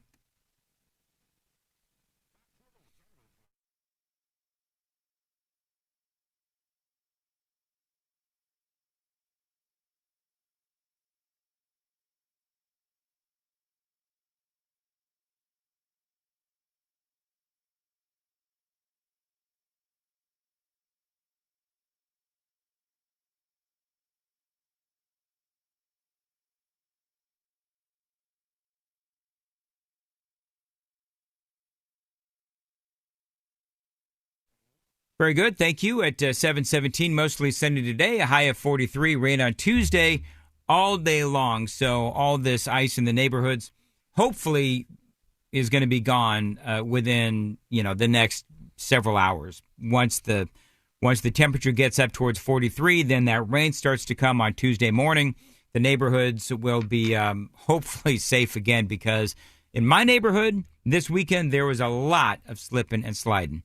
And appreciate you listening to Nashville's Morning News on Super Talk 99.7 at WTN. By the way, so as we're listening to Charlemagne speak, there's a number of different reasons why the black community is now turning on Joe Biden, because I think that Charlemagne is emblematic of what is going on. We've regaled you with stories over and over again about how the black community is turning its back on Joe Biden. And it has to do with so many things. You know, it's the economy. It is, as Charlemagne was saying, the issues with illegal immigration. That is a very, very big deal for a number of different reasons. But, you know, one of the big ones is because there's a lot of competition for jobs now in America for, you know, some of those more blue collar jobs, because all of these illegals are coming into the country. On Friday, we talked about the crimes that some of these illegals are committing in some of these big cities. In some of these big cities, you got the black community that's in there, and they are being victimized by the illegal aliens. And so, yeah, they are getting really angry. On Friday, I had that story out of Boston where a woman was raped by an illegal alien. And this was a guy that ICE wanted to get a hold of. But because Boston is a sanctuary city, then he was just, the local authorities did not cooperate with ICE. Dude was let free, and then he raped a woman. I mean, it's a horrifying story, but it is a story that we hear over and over again. By the way, so you've got Charlemagne, who I just played you some of his audio. What about John Fetterman? He was on with Jake Tapper over the weekend, and he as well is taking some heat from some of these uber progressives because he is supporting a closed border, or at the very least, less chaos on the southern border. And you've got the progressives, they're going after John Fetterman. This is what he said. I saw a poll that indicated you have very high approval among Democratic voters, and this information in Pennsylvania, and this information came along with the tag that Twitter is not real life, because obviously a lot of progressives on Twitter have been attacking you for your position on Israel, for noting that, in your opinion, saying that there is a crisis at the border does not make one xenophobic. Why do you think you've been so criticized by so many progressives? I honestly don't understand. I honestly don't understand why it's controversial to say we need a secure border. I've been very clear. In fact, that was weaponized against me as Republicans in my race, that I'm very much a strong supporter of immigration. And, you know, my wife's family, that's the Oregon story about that. And I think two things can be true at the same time. You can be very supportive of immigration, but we also need to have a secure border. Yeah, I mean, he's right. There's a meme out there that says that, you know, as John Fetterman, as he continues to recover from his stroke, the more sense he's making. And that is actually true. Because he is being honest about what is going on the southern border. He's being honest about, he and Charlemagne as well, they're being honest about the impacts of illegal immigration. And there is absolutely no doubt. And this is why I think Donald Trump, you know, really does need to embrace the situation on the southern border, because you do have, this is a major issue across America. Because, as you know, every state these days is a border state. And yes, I do believe that Alejandro Mayorkas should be impeached. In my opinion, they ought to be jailed, but nobody's listening to me. But I will just tell you this, that when you look at what's going on across America and the consequences of illegal immigration, I don't know if our country will ever recover. And it seems to me like the more that people like Charlemagne and the more people like John Fetterman speak out on the president's policies on the southern border, the better it is going to be for one Donald Trump. It is 7:22 on Nashville's Morning News on Super Talk 99.7. If you want to check in on the Super Text line, please do at 615-737-9986. Ken Weaver was coming up in the news at 7:30. Well, we do have the big thaw out on the way, but you better brace yourself because that could bring new problems. And former President Trump really likes Ron DeSantis now, and vice versa. You got to hear what these two are saying about each other at 7:30 on Super Talk 99.7 WTN. So, Ken, am I hearing right? You've got a story that TDOT is now saying that they're going to hit the neighborhoods? Yes, they are now focusing ice and snow removal on the neighborhoods. And that's not TDOT, that's NDOT. NDOT. That's Nashville Department of Transportation. Nashville. Okay. Yeah. You would have they know to it's check gonna with be like- Wilson County to find out when Wilson your County. neighborhood is going to be. NDOT, it's about time now that it's going to be 43 degrees and all this crap is going to be melted probably by the time, we hit 43, 44 degrees at 3 o'clock this afternoon. Most of this stuff is going to be melting. So hopefully, I mean, I guess better late than never. And certainly when it starts raining Tuesday morning at like 3 a.m., it'll all be gone. Yeah, But the rain will wash it away very rapidly. Listen, I guess better late than ever. I guess. Well, it's definitely better than never. Yes, Definitely. Ken. It's right. just It better is- than never. It is better than never. And so there you go. Tell that to all the people that have dented cars now. Anyway, Yeah. 723. Nashville's Morning News on Super Talk 99.7 WTN. These days you have got to be prepared for anything, which is why that I am so proud to endorse my friends at My Patriot Supply, whether it is foreign, domestic, or Mother Nature. You need to get ready for whatever is next, and you need to get ready right now. My Patriot Supply has helped millions of American families prepare for emergencies. What I want you to do is go to preparewithmandis.com and you'll save $200 on an essential 3-month emergency food kit from My Patriot Supply. This is good food that'll keep you and your family nourished in times of trouble. Eat right when things are going wrong with these 3-month food kits from My Patriot Supply. Now, these food kits last for 25 years in sealed, ultra-durable packaging, and they provide over 2,000 calories daily. With the $200 in savings, you can get enough for each and every family member. By the way, that family does deserve your protection. So, a couple more times. Go to preparewithmandis.com. That is preparewithmandis.com and order by 3 p.m. today for free same-day shipping. That's preparewithmandis.com.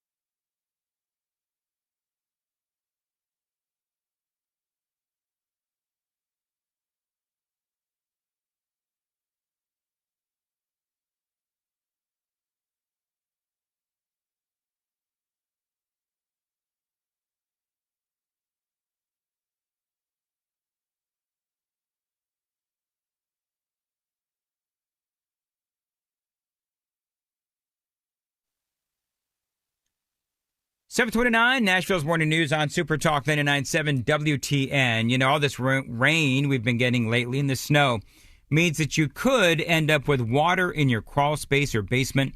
That moisture could be an indication that you've got waterproofing issues, and that also means that you need to call my friends at USS, United Structural Systems, because it could be a little problem about to get bigger, or it could be nothing at all. It could be something serious. The bottom line, though, is you've got to call the experts in waterproofing at USS. They are honest. I've used them several times myself, and they are going to treat you right. They've got over 25,000 100% satisfied customers, including me. We guarantee our best. Call USS at 615-488-7855. Call the company that I endorse, USS. They've been keeping homes dry and stable for years, and that is why homeowners do trust USS. Again, 615-488-7855, online at ussTN.com.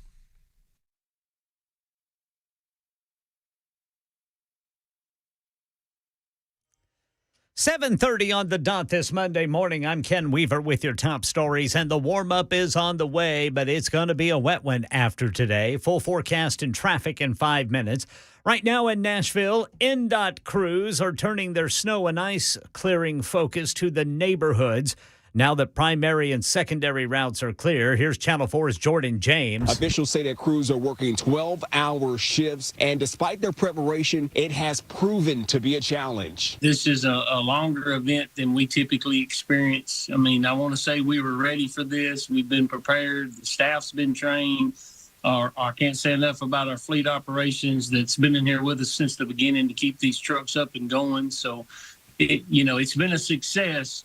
I just need everybody to be patient. NDOT plans on adding 37 additional vehicles to their fleet, which will assist with recovery efforts moving forward. Yeah, Metro Water Services working at least 8 water main breaks. They expect more as temperatures rise this week. Election 2024, Melissa Adon is in New Hampshire ahead of tomorrow's GOP presidential primary, which is down to the final 2.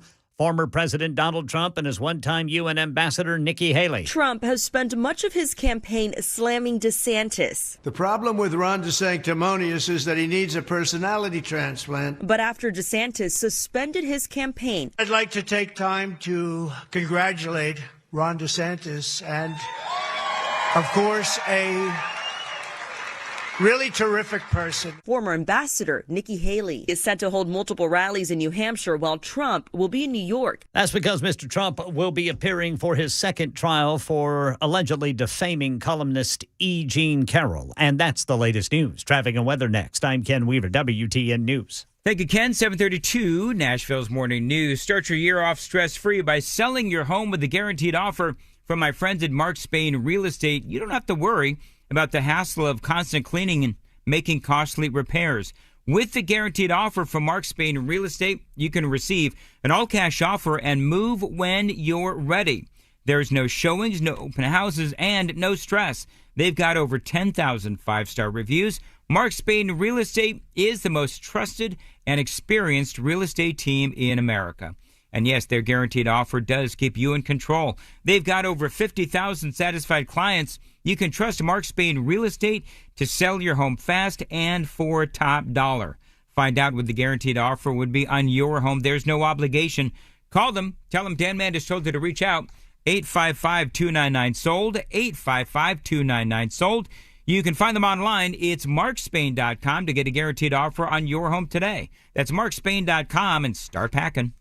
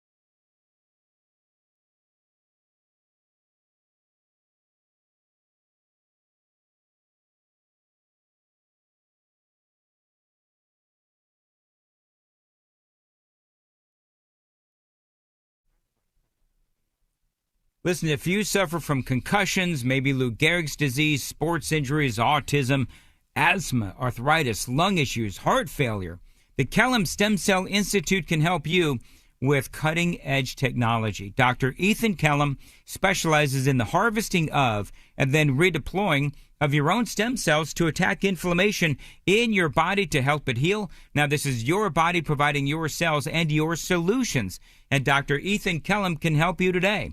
Now, he has been named as an official doctor for the Tennessee Titans, and this is a guy that can help you with any number of issues. You can find him online to find the entire list, and there's plenty.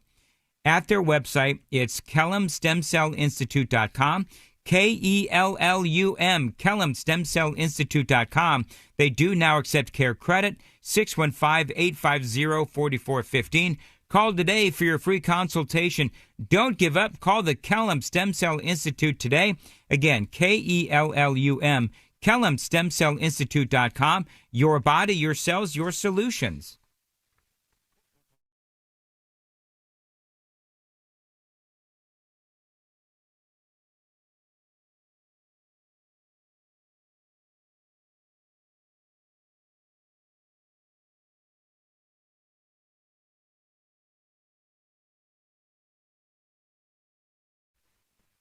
.737 Nashville's Morning News on Super Talk 99.7 WTN. Good morning to you, friends.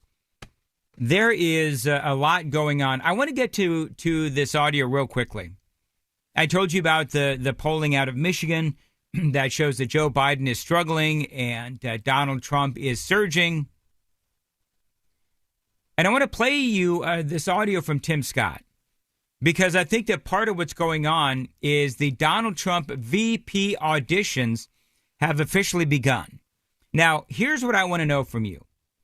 Now that Ron DeSantis has dropped out, we've been covering it all morning. Now that Ron DeSantis has dropped out, who do you want to see as his VP?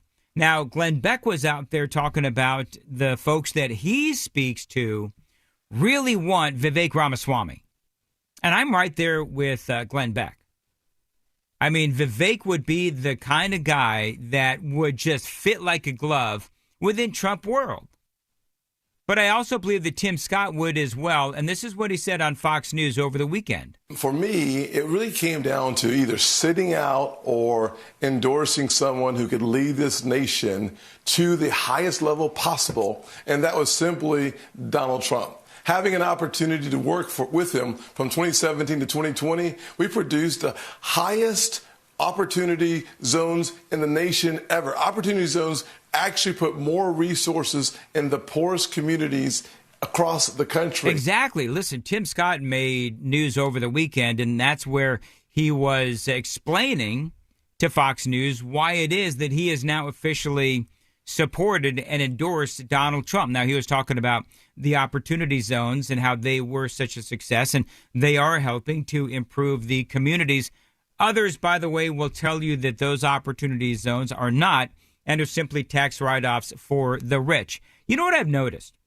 And then I'll get back to Tim Scott, is that I have seen a lot of good, articles that are written. I'm reading what people are thinking about the investment into some of these more challenged communities that we saw during the Trump administration. Remember, we spoke about opportunity zones where there were incentives for companies to bring their businesses and bring jobs to the more challenged communities across America. And Tim Scott was a big part of that. And so, I will tell you that I've seen a lot of good. What I've also noticed is that there are some people that will say that these opportunity zones were simply tax write-offs for the rich. I'm air quoting that. But here's the thing that I've noticed. Everyone who hates Donald Trump will tell you that Donald Trump's opportunity zones didn't work. Others that are a little more neutral, and certainly Republican or conservatives, will tell you that those opportunities did work. So you'll have to come to your own conclusion. I don't know, because I've seen interviews from folks who say that the opportunity zones actually exceeded expectations. So you know what? It's one of those things where you got to check your sources and you just got to decide for yourself if you believe that Donald Trump's opportunity zones actually worked. But I haven't seen Joe Biden bring anything to the table as it relates to the black community. And that's one of the reasons I believe that Tim Scott endorsed Donald Trump. And again, a lot of people are saying that the VP auditions have indeed begun. I made the decision to endorse the president because it was the only option on the table to move America forward. So it wasn't how do I help Nikki or how do I help President Trump. It was how do I help America? And the only way to help America was to focus on Donald Trump. I believe that Tim Scott is right. And, you know, what's good for America, quite frankly, is anyone but Biden. Yes, even Nikki Haley. I'm going to give you a second to go ahead and text the super text line and tell me I'm absolutely nuts at 615-737-9986. I do disagree with those that say, well, I would vote for Joe Biden over Nikki Haley. You're out of your flipping mind if you say that. But whatever. Listen, you do your thing, I'll do mine. But here's the point. The point is, to Tim Scott's point, just look at Joe Biden's record. Will tell you that Donald Trump was the right guy in 2016, and he's going to be the right guy in 2024. Now, Scott also touted some of the Trump accomplishments during his time in office and spoke about what voters had to say when he was out on the presidential campaign trail. Again, this is Tim Scott. You look at the results of Joe Biden, the highest inflation we've seen in decades, since the Jimmy Carter years. That means that the average young person can't afford to buy a house. You look at the devastation around the world. When President Trump was in office, we had peace across the world. Ukraine was not facing an invasion from Russia. China was not looking at Taiwan and chopping, licking their chops. We had the kind of world that we could be proud of because we had a strong American president. The voters, conservative voters and independent voters, want a return to some normalcy. They want the restoration of law and order. They want Donald Trump. So I don't know if you caught that, but clearly that was Tim Scott, and he really, I believe, does want to be the vice president. You know, part of what's going on here, and clearly he is no fan of Nikki Haley. People are saying that Scott is out there giving interviews like this as that VP audition. And I said this, and I'm a big Tim Scott fan. In case you folks don't know, I really like Tim Scott, and I have since day one when I was introduced, not to Tim Scott personally, but to his policies. But I thought that on day one, he was out there to be the VP and not necessarily the presidential candidate. But you know what? You've got Vivek Ramaswamy out there, and he is also doing really, really well. I was talking about Glenn Beck, and he was on this podcast, and he believes that Vivek will perhaps be the VP choice. Others say it'll be Kristi Noem, and we've talked about this before. She is the governor of South Dakota. We spoke about Elise Stefanik on Friday. Ohio Republican J.D. Vance is out there as well. What did Donald Trump say about the prospect of a Nikki Haley VP nod? We'll talk about that straight ahead, 7:45. Time to check the roads from the WTN Traffic Center.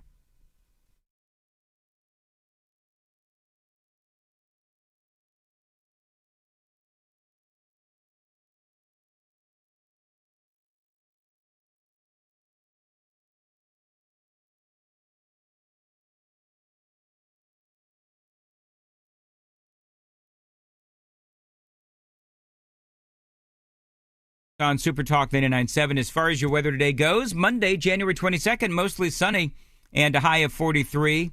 Thank the Lord, a lot of that ice in the neighborhoods will start to melt. Rain on Tuesday, pretty much all day from 3 a.m. to about 4 or 5 p.m. So that also will wash away a lot of that ice. And Mason, welcome to Johnny's World. I think you said 26 degrees? I said 24 degrees this morning. 24 degrees. 24. 99.7 WTN. Thank you, Mason. Of course, that helped. Let's see here. 59.99 says, Mandis, you are a nut, but you're right. Even Nikki Haley would be better than Joe Biden. Nikki Haley is a deranged. She wants to increase the retirement age for us younger peeps. All right, I get that. Let's see here. Tim Scott would not be a good choice because he is 3765. I think that you are mistaken. Tim Scott, he says, 3765. Thank you for listening. Tim Scott would not be a good choice because he's just another white guy. Tim Scott's not white. Tim Scott's black. See what you learn, 3765, when you listen to Nashville's Morning News? You learn that Tim Scott is black. Anyway, it is 746 on Nashville's Morning News. What did Donald Trump say about Nikki Haley? She is not presidential timber. Now, when I say that, that probably means that she's not going to be chosen as the vice president. Nope. You know, you can go. No, you can go. You can go and you can say certain things. You know, I don't like them and this. But when you say certain things, it sort of takes them out of play, right? I can't say she's not of the timber to be a vice, and then say, ladies and gentlemen, I'm proud to announce I've picked. Do you understand? But that's the way it is. Okay. Tell it like it is. Tell it like it is. And you hear everybody screaming, who's going to be your VP? I think it's going to be Vivek. Talking to other people, they say Tim Scott. You know, okay, can I say this? I'm going to say this. Donald Trump has a lot of opportunity to pick some incredible vice president candidates, right? You've got Kristi Noem. You've got Elise Stefanik. You've got Tim Scott. I don't know about DeSantis. I don't know if he wants to do it. I don't think DeSantis really wants to do it. You got Vivek Ramaswamy. There's so many people out there that would be really good choices for Donald Trump. Now, who do the Democrats have? I think that's probably the bigger point, is that when you look at all of the choices that Donald Trump has, that tells you that this conservative movement that Donald Trump continues has, you know, they've got Donald Trump and he's got a lot of lieutenants as well who could do very, very good as a VP. Please not Ben Carson. It is 748 on WTN. A couple of other things. Ron DeSantis, he has dropped out. Let me play you real quickly the audio, because I played this in the 5 o'clock hour. Haven't played it since. This was the Florida governor making the big announcement, caught everybody by surprise. Nobody worked harder, and we left it all out on the field. Now, following our second place finish in Iowa, we've prayed and deliberated on the way forward. If there was anything I could do to produce a favorable outcome, more campaign stops, more interviews, I would do it. But I can't ask our supporters to volunteer their time and donate their resources if we don't have a clear path to victory. Accordingly, I am today suspending my campaign. Trump holds 50% support among likely Republican primary voters in New Hampshire, with his closest competitor, Nikki Haley, standing at 39%. DeSantis was at like 6%. So he knew that not only was he not going to win New Hampshire, he was throwing a lot of weight behind South Carolina. And word is that on Saturday, he received some polling data from South Carolina that was a clear indicator that he was not going to win South Carolina. Apparently, he was going to be blown out of South Carolina, actually. I'm proud to have delivered on 100% of my promises, and I will not stop now. It's clear to me that a majority of Republican primary voters want to give Donald Trump another chance. They watch his presidency get stymied by relentless resistance, and they see Democrats using lawfare this day to attack him. Well, I've had disagreements with Donald Trump, such as on the coronavirus pandemic and his elevation of Anthony Fauci. Trump is superior to the current incumbent, Joe Biden. That is clear. I signed a pledge to support the Republican nominee, and I will honor that pledge. All right. He has my endorsement because we can't go back to the old Republican guard of yesteryear, a repackaged form of warmed-over corporatism that Nikki Haley represents. One of the things that is going on out there, it happened over the weekend, a bunch of debate about whether or not DeSantis ever even should have jumped into the race. Now, I will say that I thought that DeSantis was smart to jump into the race. I understand why he did it. but Politico has a big article out there on what happened to Ron DeSantis and his campaign, because he did have a lot of momentum going into this whole thing. But when you read about DeSantis and how terrible of a candidate he was, and I'm air quoting that, I think they're taking away one big point, and that is that Donald Trump is one hell of a candidate. He's got an incredible ground game. He's got an incredible message. He's got an incredible record to run on. So we can talk about how DeSantis is a $130 million debacle, about how he had bad messaging. He was an awkward candidate. Don't get me going on the whole shoes thing. But I think that they are forgetting that DeSantis was up against Donald Trump. And now, as DeSantis is out, I believe that the majority of that DeSantis support will go to Donald Trump. And that's not going to be good for Nikki Haley. By the way, Donald Trump, I will say, always the gentleman when he was asked about Ron DeSanctimonious. He said, will I be using the name Ron DeSanctimonious? I said, that name is officially retired.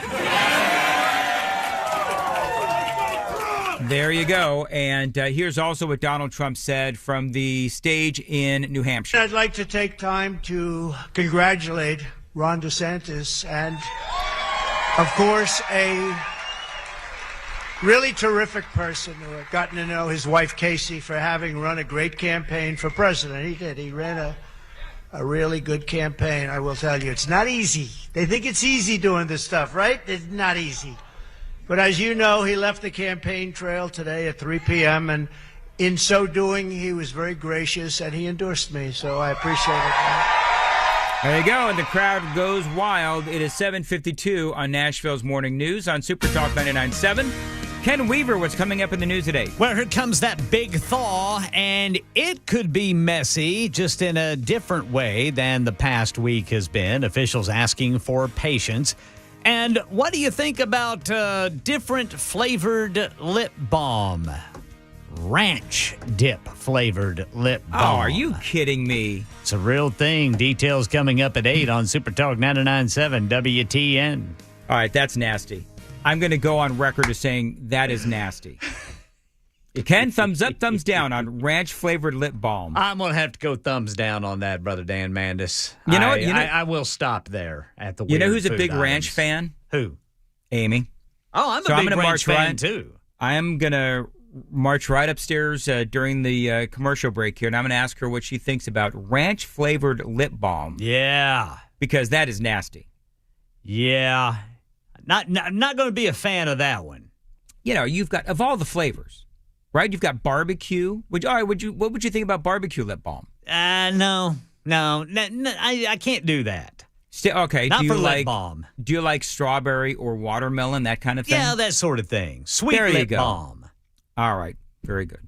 Like, maybe banana and mayonnaise. Nope. Thumbs down from yours truly. Anyway, got to go. We're already late. 7:54 Nashville's Morning News. Thank you, Ken. The great news. Mortgage rates have dropped here in the last couple of months. And Loan Pronto is helping people take advantage of fixed rates with APRs in the 5s. Now, if you got stuck with a crappy mortgage rate last year, Loan Pronto can help you switch it out for a much better payment right now. And they can do it fast with no appraisal and no cost. That means that they can help you lower your payment right now. If you're buying a home right now, a new home, now the rates have come down, Loan Pronto can and will beat anyone else's rate with no closing costs. Or maybe you just need some cash now that the payoff all the... Let me start that sentence over. Maybe you just need some cash now to pay off all of those credit cards. Loan Pronto can get you hooked up with an express equity line of credit at a great rate, and that keeps your main mortgage intact. Check these folks out, loanpronto.com. Don't wait for rates to go back up. Seize the moment and snag a great rate for a new home purchase, a full refi, or just get some cash out of your equity.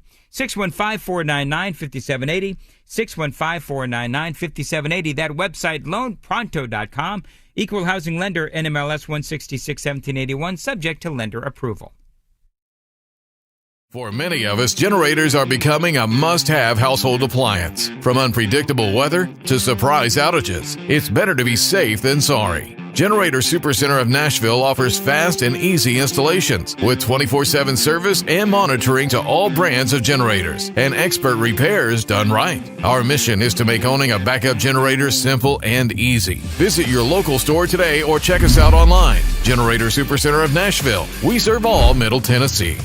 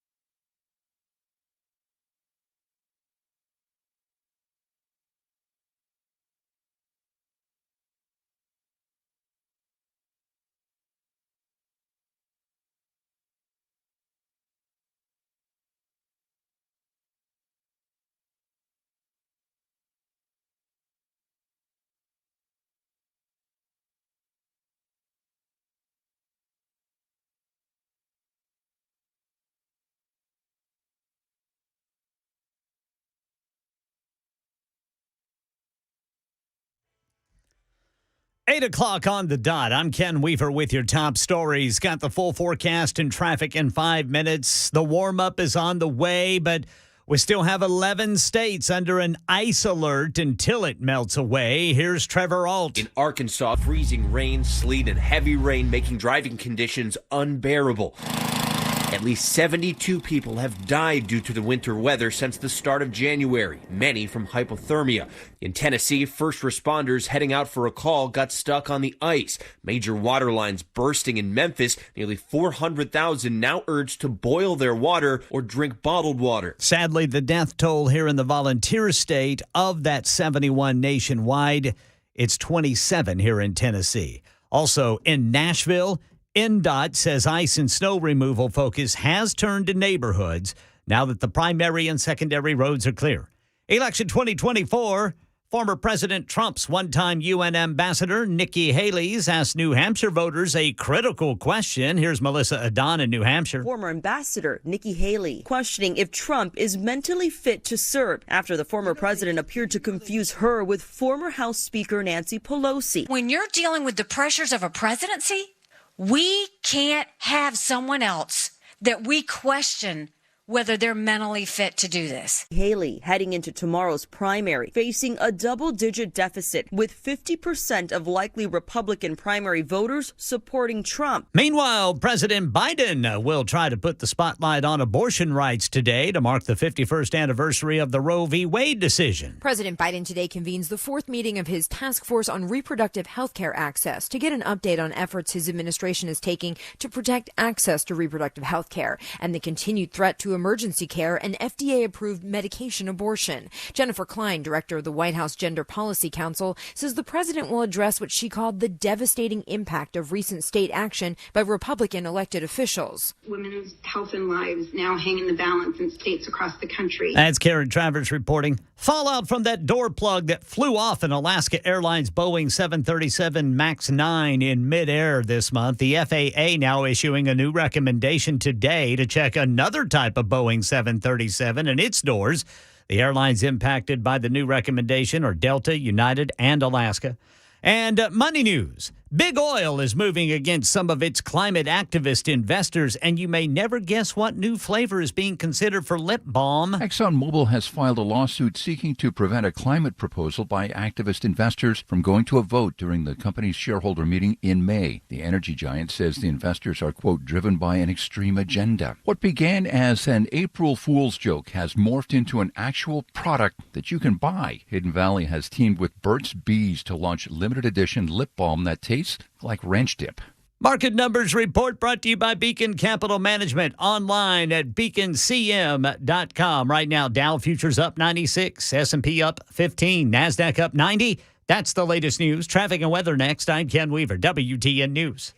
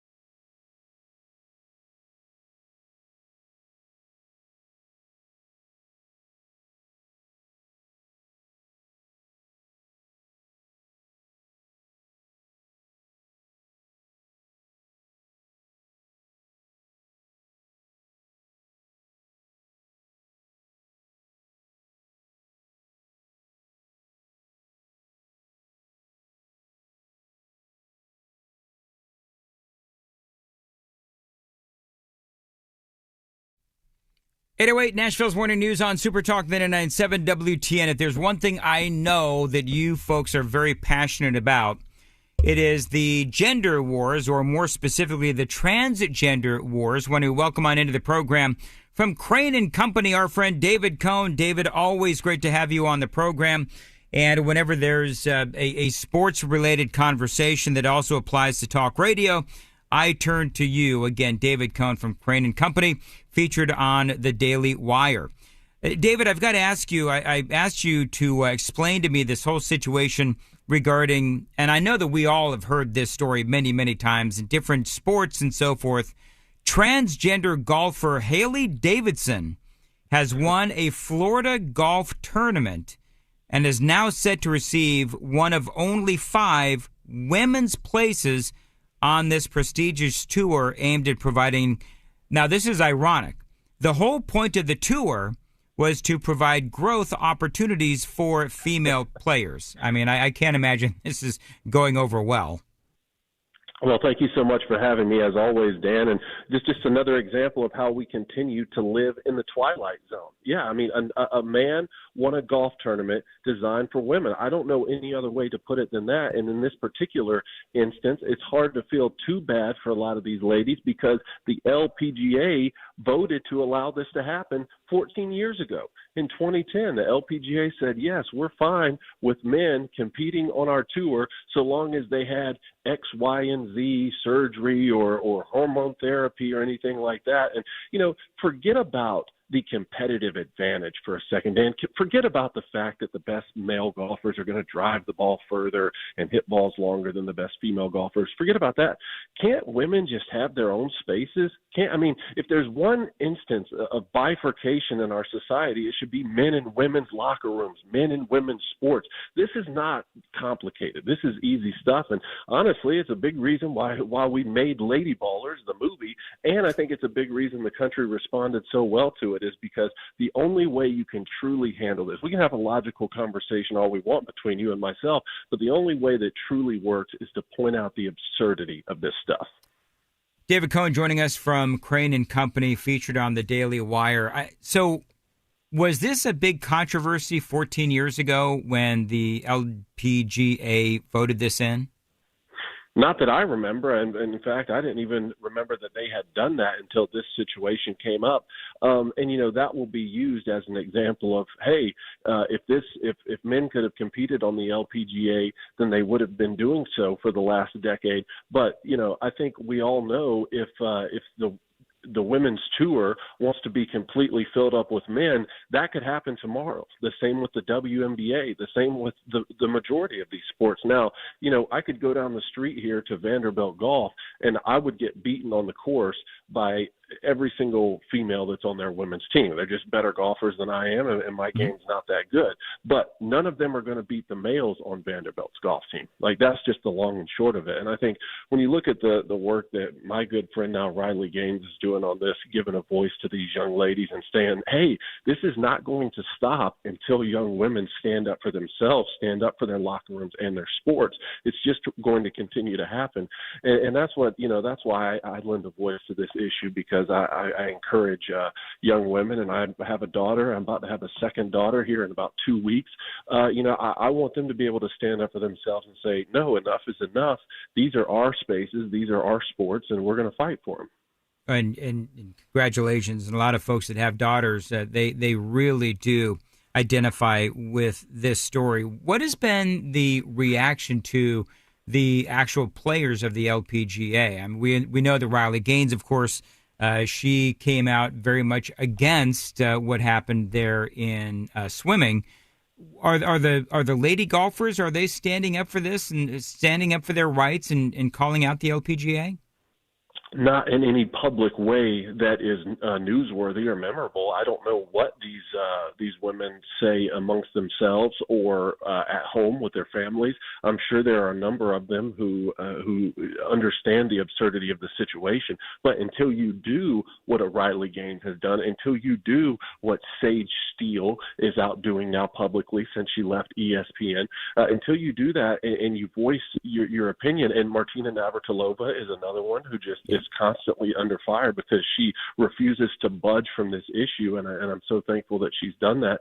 Until you voice your opinion publicly, it doesn't matter too much. And there's a reason why these young women are doing that. I mean, when you look at the hate and the vitriol that someone like Riley Gaines has received, it really is.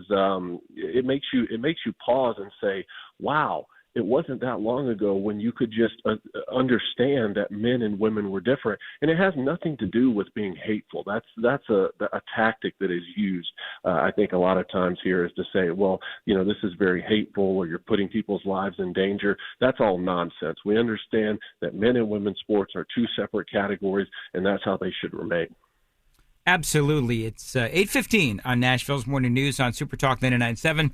Got a little bit more with David Cohn from Crane & Company straight ahead. Time to check the roads from the Paul Winkler Investment WTN Traffic Center.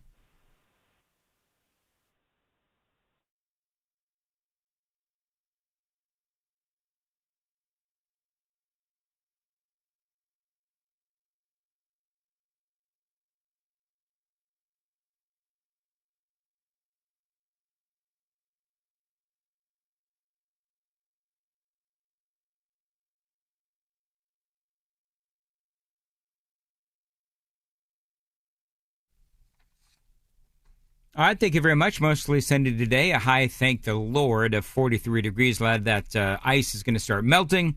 Rain on Tuesday beginning at like 3 o'clock in the morning. It's going to rain all day, so that will further wash away the ice. Appreciate you listening to Nashville's Morning News, where it is 26 degrees. And speaking with David Cohn, our friend David Cohn from Crane & Company, talking about this trans golfer, this male who has now defeated a whole bunch of women and taken a place on a prestigious tour. For this tour was supposed to highlight female golfers. And now this man in a dress claiming to be a woman has taken one of the spots on this tour. And David, you and I were talking about how this was voted on by the LPGA like 14 years ago. So what has the blowback been, just by and large? I know that it doesn't sound like the actual lady golfers are speaking up, but is there any opportunity for the LPGA to maybe, change the rules back to where they were previous to 14 years ago? Well, let's certainly hope so. And this is a fresh story, right? This is new, and we haven't had to deal with too much of this in the golfing world. So let's give these young ladies an opportunity. I wouldn't be surprised in the next week or two if a few of them did band together and sort of stand up for a rational approach here. I don't know what's going to happen, but the idea that any of these men can go out and then be on the LPGA tour, it's just absurd to me. And it begs the question, if we're going to allow that, these ladies are going to vote to allow men to compete on the LPGA tour, why do we have an LPGA tour? We had a PGA tour. Yep. Why not just have one tour? We have one tour, and then let's see, because I don't see any of the women on the LPGA tour transitioning and making it on the PGA tour. I don't see that happening. And if I'm wrong, point it out to me. Let me ask you real quick. This transgender golfer, Haley Davidson, was, before he transitioned, was he on any other kind of tour? What kind of a golfer is he? Is he any good? Because, we've seen these stories where, he would have been, ranked 105 on a male tour, but on the female tour, he's like number 2 or 3. What I understand is that he played men's college golf and, having some moderate success in some of these tournaments, was a few strokes back going into the last hole and had to come from behind to win this. Again, the best women golfers in the world are going to beat me on the golf course, probably beat you too, Dan. I'm not sure how your golf game is these days, but they're not going to beat the best men's golfers. They're not going to beat the next group of men's golfers. And, talking about Riley Gaines, she does a great job of pointing this out, how she also married a swimmer. And going up against him, he was not one of the best men's swimmers in the country, but she was one of the best female swimmers, and yet she would beat him if they were to race in a swimming pool. Okay, now if I raced against her, she's going to beat me because I'm not that great of a swimmer. That's not what I did, collegiately or athletically.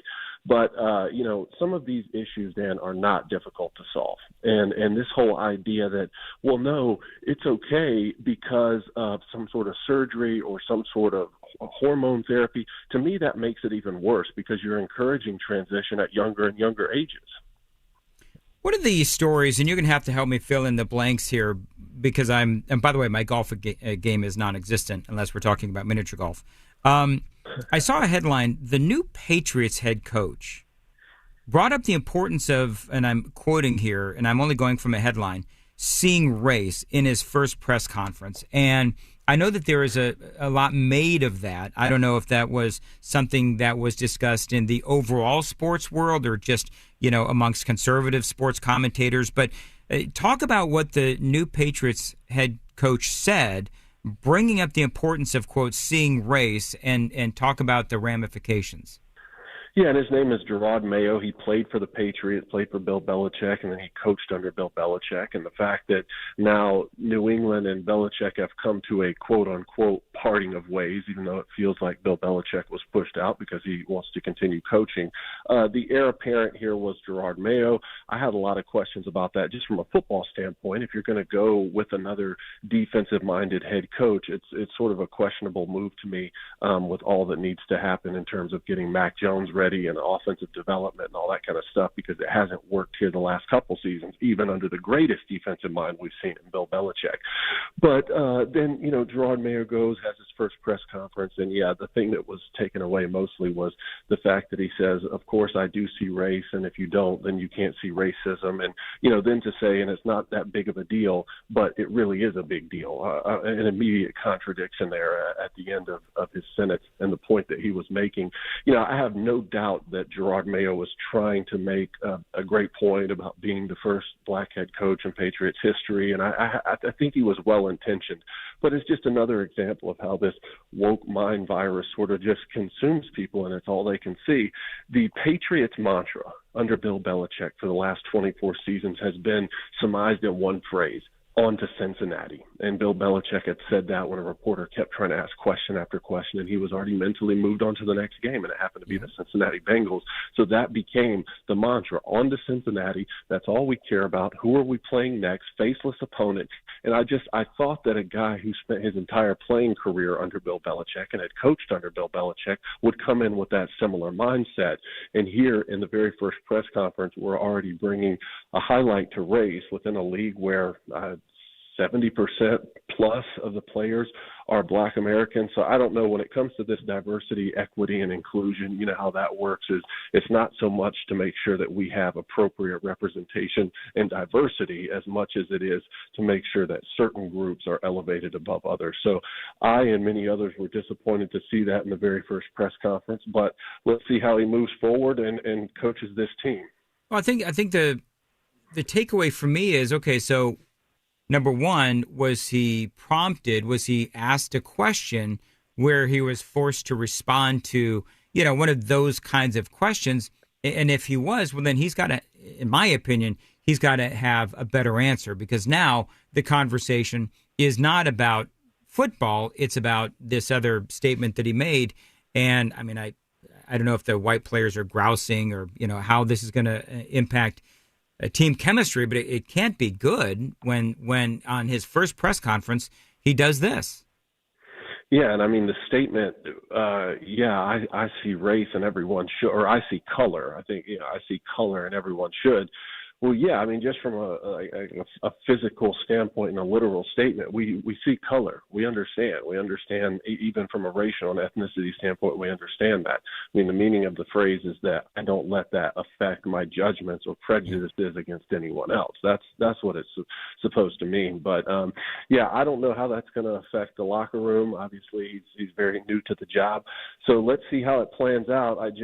I'm not going to be putting my money on another 6 Super Bowl dynasty in New England. Let's put it that way. All right, last question. And people are going to get mad at me for asking this question, but in 60 seconds or less, in your world of sports, how much do people care or not care about Taylor Swift going to all of these Chiefs games. Is it a big deal? Because I try to ignore it, and every time it gets brought up, people send me nasty texts.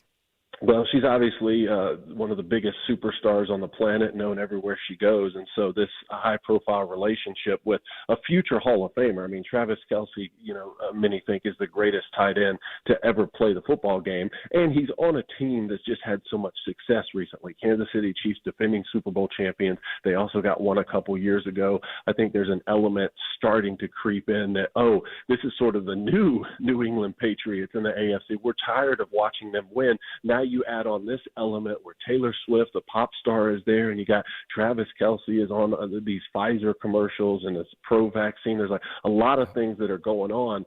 So if you cut away from the game to Taylor Swift in the box even one time, people are already saying, I'm tired of watching it. Stop talking about her. So that's how a lot of people feel about it. Me, I enjoy good football, and I'll tell you what, last night we got an incredible football game with the Chiefs and the Bills. They got over that hump, so we're going to have to see them at least one more week, even though I think they're going to have their hands full on the road at the Baltimore Ravens coming up this week. All right, David Cohen, Crane and Company, featured on the Daily Wire. I very much appreciate you joining us here on Nashville's Morning News on Super Talk 99.7. Running late, but worth it. Ken Weaver, what's coming up in the news at 8:30? Well, the big warm-up is on the way, but that's going to bring other problems for us here in Middle Tennessee. State lawmakers getting back to work after the week off due to the winter storm, and it is the final day before the New Hampshire Republican primary. Got to hear what everybody's saying. I mean, everybody, the two candidates still in the race. Coming up at 8:30 on Super Talk 99.7 WTN. All right, Ken, thank you very much. At 8:25, Dan Mandis here with a question for you. If your roof was destroyed in a storm, how much of that replacement cost would your insurance company cover? Now, if you don't know, you really do need to ask, because some insurance companies won't pay full replacement costs. They're going to deduct money for an older roof, and this means that the insurance company will depreciate how much they pay for your roof claim. An older roof, they're going to pay you less, and that could leave you on the hook for thousands of dollars. Now, my friends at King & Associates Insurance, they will pay full replacement cost. So whether you have to replace a 10-year-old roof or a 2-year-old roof, they are going to pay for it to be replaced, period. It is that kind of focus on customer service that makes King & Associates Insurance one of the best insurance companies around. So call them at 615-329-8121. Tell them Dan Mandis told you to reach out. 615-329-8121 and get your royal review at tkinginsurance.com.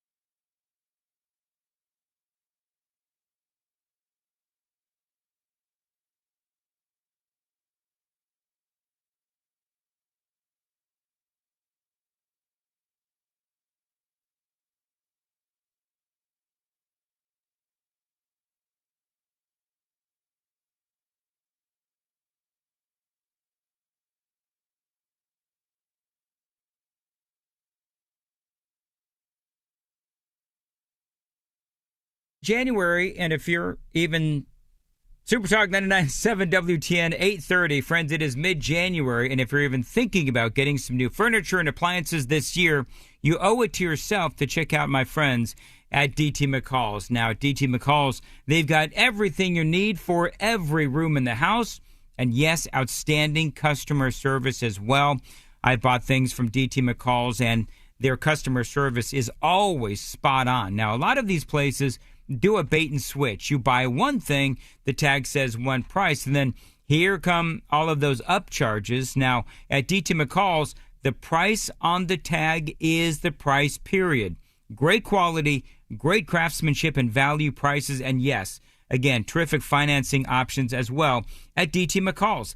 These folks are Tennessee proud, and they've been helping people here in the volunteer state for over 100 years, and that's because they personify Tennessee. 5 locations across Middle Tennessee: Franklin, Cookeville, Carthage, Lafayette, and Franklin. Always online, dtmccalls.com.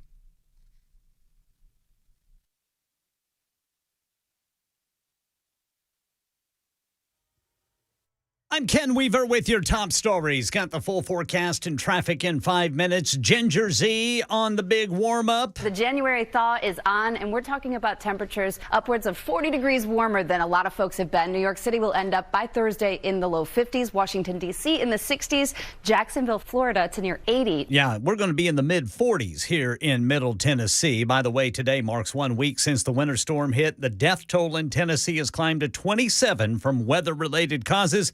Hypothermia is expected in several cases. State lawmakers get back to work today after taking a week off due to the storm. Lawmakers plan to tackle 2 education issues today. Democrats plan to make what they say will be a significant announcement on education this morning. Then people plan to protest a bill that would ban flags in classrooms other than the American flag. And election 2024. It's the final day before the New Hampshire Republican primary, and Nikki Haley's aiming to close the gap with former President Donald Trump, who leads in the polls. Here's Stephen Portnoy in Manchester. The verdict from TV's Judge Judith Sheindlin came in on stage last night in Exeter. It's time for Nikki Haley. This is her moment. To beat Donald Trump, Haley will have to rely on the support of voters who might never have taken part in GOP primaries until now. Voters like Julie. I'm tired of having a regular daily crisis. Polls show Haley's support in New Hampshire is mainly among moderates and liberals, which is why Donald Trump is now saying this. Just who's voting for Democrats are voting. Now, the next shoe to drop in the Uvalde school massacre may be criminal charges against some of the law enforcers sent to the scene that day in 2022. Last Thursday, the Justice Department released its 575-page report detailing what it calls the failed police response to Robb Elementary School. Families of the 21 victims demanded action from the local DA, who says that a grand jury has been seated to decide. Market Numbers Report brought to you by Beacon Capital Management, online at beaconcm.com. Trading is underway, and right now the Dow is up 133 points, S&P up 19, NASDAQ up 101. That's the latest news. Traffic and weather next. I'm Ken Weaver, WTN News. Thank you, Ken. 8:33. Dan Mandis here for the Glock Store. Listen, buying a gun is important. Training how to use it, also very important. Now, if you would like to bring your skills to the next level, the Glock Store has a challenge that can help you do just that. The Sentinel training from Shoot 270, the indoor range at the world-famous Glock Store. These Shoot 270 indoor ranges, they are incredible, and so is this Sentinel training. It's all about being prepared for anything from realistic scenarios to crisis-related medical training to resource management and beyond. You, my friends, will be prepared for whatever comes your way once you go through this unique training experience. Now, the next Sentinel session is Saturday, February 3rd at McGill's Glock Store. Now, due to the intense amount of training and the preparation for each participant, it is limited to only 18 people. In other words, space is limited. For complete information, come sign up for Sentinel training. Go to shoot270.com. That is shoot270.com. That is the world-famous McGill's Glock Store and Shoot 270 indoor ranges. Minutes from the airport and worth the drive from anywhere.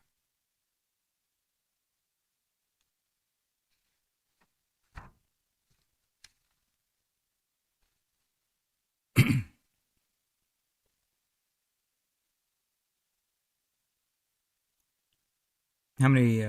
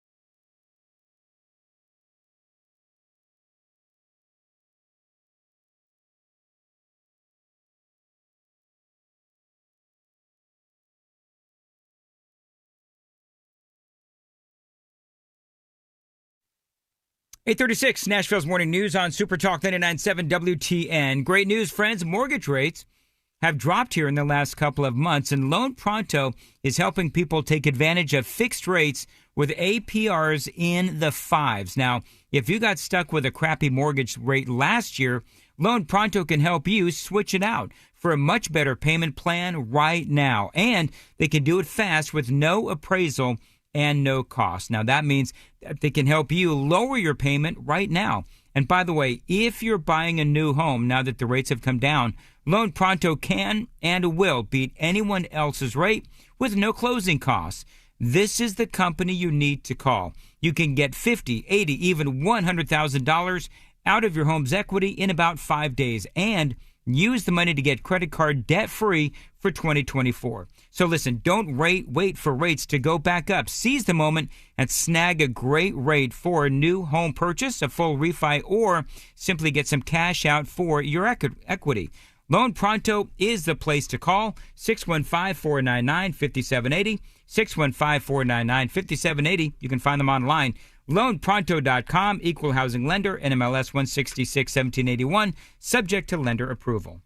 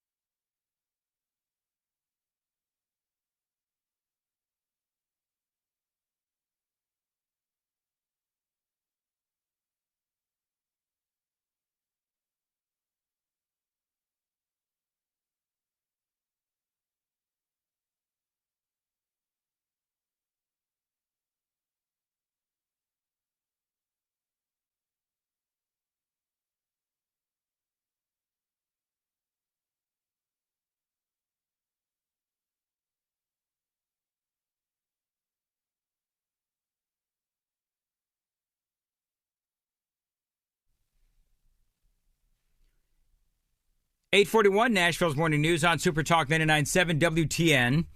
Time for the gang of four amigos. I'm Dan.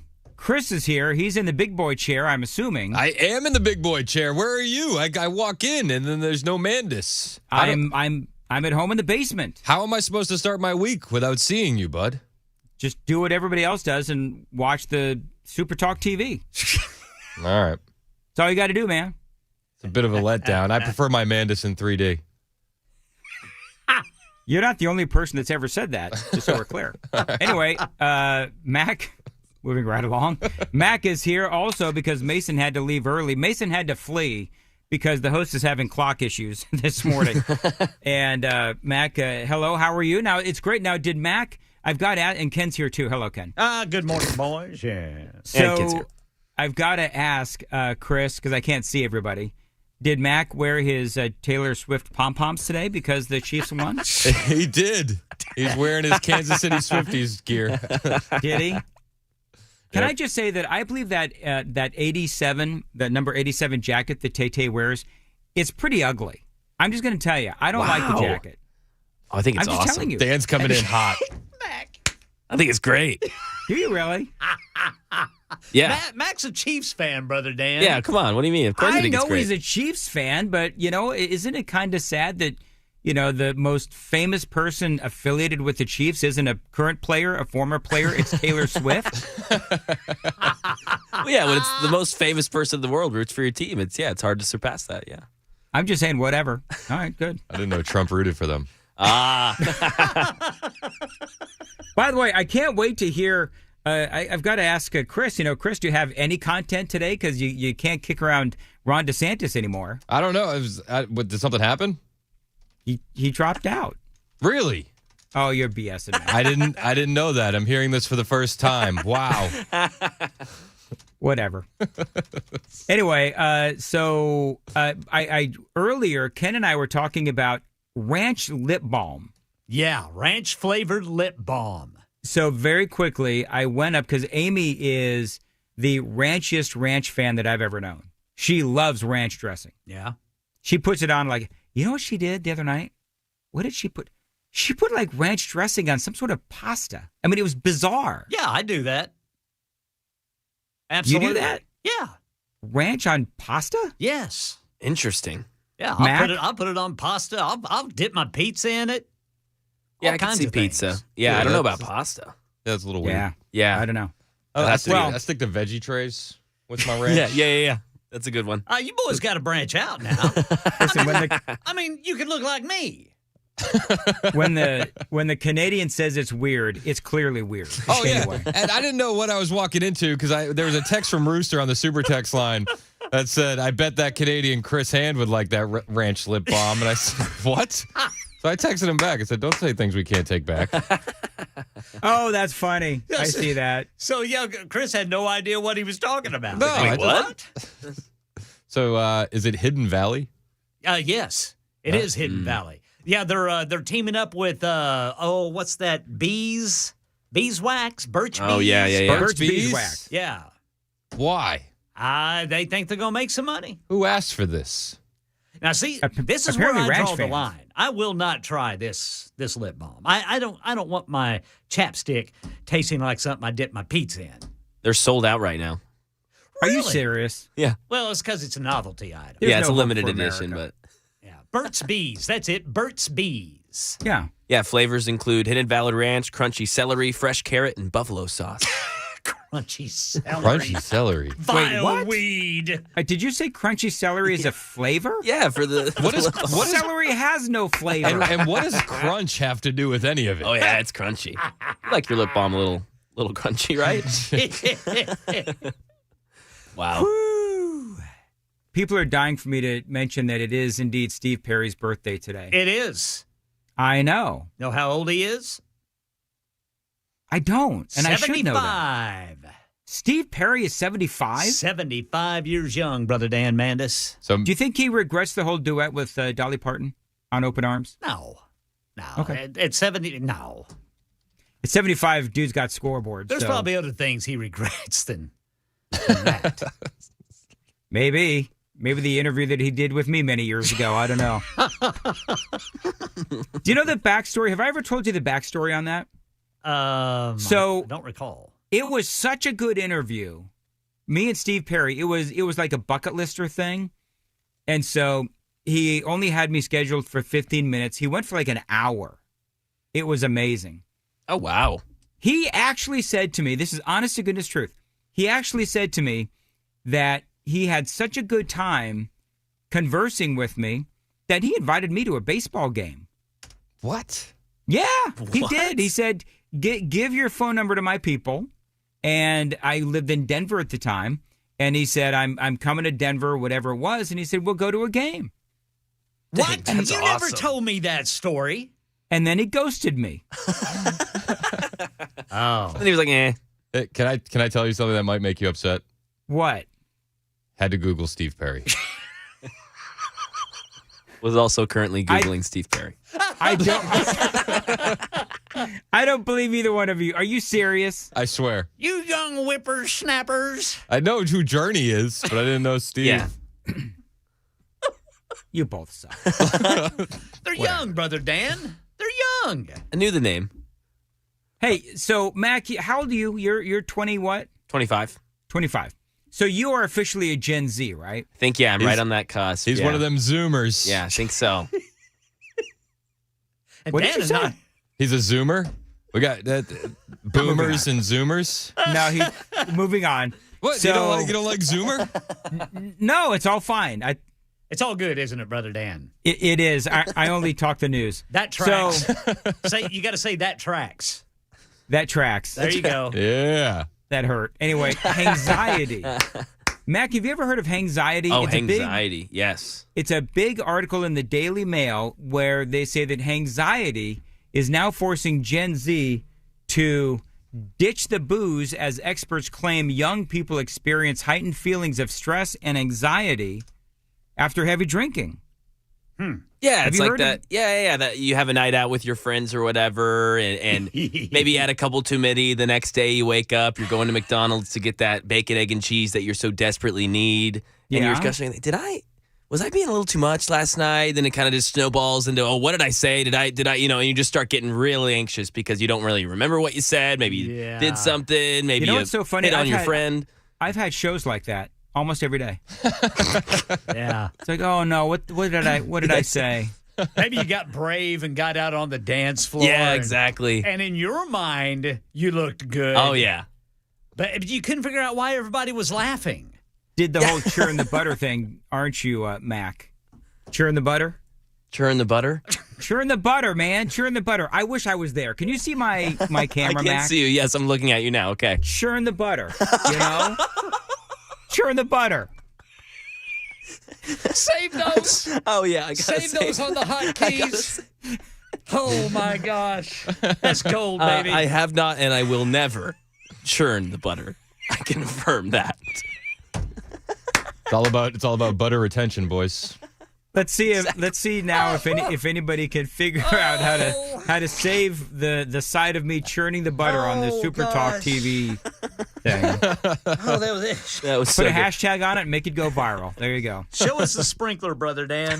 Yes. Do the sprinkler, man. Ken, you're gonna have to do the sprinkler. I don't know what the sprinkler is. I'm not drunk. Oh wait, right? I do the not sprinkler have, with the hand in the air. That's it. I do not have drinking anxiety. Oh, that's great. We should probably move and on. I don't want to have it either. This is what I mean when I say that this is what I feel like after shows. Oh. It's like, what have I said? What have I done? And now, what have I done on camera? Super dope. Churn the butter, baby. Well, Churn the butter. I'm not shocked about Gen Z having the anxiety though. Do you know that they're the most sober generation out of all of them? That's that. Oh, wow. I've seen those stories. Yes. Yeah, wait till they get a good dose of the Biden economy in years to come. They'll start drinking. Hopefully we're at the end of that. We're seeing some light at the end of the tunnel. Yeah, that's a good stat. Sure. Yeah. I think that's a good Absolutely thing. Yeah, I feel like that's a good thing. So Mac, you not a big drinker? For people my age, I'd say no. I'd say it's maybe like twice a month that I'm like really like having some drinks maybe on the weekend. Okay. Yeah. Yeah, I don't drink, and I've noticed, at least in my age group and younger, more and more are just swearing it off. Yeah. That is what's happening. My are more of your types smoking marijuana? Oh, that could be. Bingo. See, I was right. It's the great unsaid that I'll go ahead and say. Well, you don't have to smoke it anymore either. Bingo. No, you just ingest it. Comes in nice little gummies. There you go. Angie wants me to do the hammer. Yeah, do the I'm hammer. not sure what the We're hammer just is. getting dance requests. Hammer time. I'm getting dance requests. Oh, man, you're churning the butter. That was great. What about the chainsaw move? See, I might be getting into some like risque stuff, and I don't even know what I'm talking about. So yeah, 3556 says Danxiety. Anxiety. Anxiety. I like that. That's good. It's good. My life is defined by anxiety. You know what I'm dangxiting about right now? What's that, Brother Dan Mandis? Amy getting ranch lip gloss. Because that stuff is nasty. Comes in for a big old kiss. What are you going to do? Amy knows. Okay, Chris, you're married. Ken, you've been married a long time. Mac, listen and learn. So taking notes. Is this a thing where if your significant other doesn't necessarily want to have affections over a weekend, they'll like eat garlic or something disgusting, knowing that you won't come within 5 feet? Do you think that's a thing that women do? I can't see anybody. So I get home on Friday, and I walk in, and the whole place smells like garlic. Damn. And I walk in, and I'm like, oh, my God, you ate garlic. And she says, you're damn right I ate garlic. She's like, you weren't home. So I had garlic, and I said, yeah, but you had garlic, and you... Oh. Anyway, moving on. That's how... Dan, you're mine, What? man. I wish we had a GoPro in your brain, dude. That would be so hard. I noticed Chris is very quiet. See, I think Chris knows what I'm talking about. I don't. No. At the You risk, just do the at 9 the to risk of 12 getting show. myself in trouble with my own wife, I just do 9 to 12, boys. No, my wife will just say no. So Yeah. Well, there's that too. Yeah. There wouldn't be any garlic or anything involved. just a hard pass. And that'll be the ranch lip balm instead. Yeah. Now it's ranch lip balm. Angie wants to know, is it Friday on the super text line? Man, it sounds like it. I wish it was. 1333 says, yeah, smart man, silence. Two married guys of the three of us. Yeah, there you go. Chris, save me from myself, and I know it's too late. What's coming up after the news at 9? Well, I don't know if anybody's heard, but Ron DeSantis has jumped out of the presidential race. No, we're going to cover this, and I actually have an inside track on what made DeSantis drop out. It's going to blow your mind. Interesting. Yep. I'd be willing to bet Chris is being facetious. No. Why would I do that? Gee, I don't know why, Chris. Why would you do that? Because you're the king of facetious. All right. Well, it's It makes me want to hear at 9 o'clock, 9:05. It has to do with Neil Cavuto. Okay. Sure. Oh, yeah. Sure. Hey, can I ask a question? By the way, and this is a legit question, and you can answer after the news at 9. So now that the jig is up as far as like magic shoes and all this. Fancy shoes. So now does he start segueing into like the non-high boots that make him look 5 inches taller? I think we're going to see a new DeSantis era, and it's an era of accepting defeat and disappointment. I think we're going to see New Balance and sweatpants moving forward. And moonwalking. There you go. Yep. All right, very good. Boy, are we late. Chris will be on by 9:30. It is 8:56. Nashville's Morning News and Super Talk 99.7. I'll see you tomorrow. Close your eyes unless you are driving. Now, the rest of you, imagine a world where you can stream all your favorite entertainment easier than ever. Now, you're in that world. A world with the Xfinity 10G network.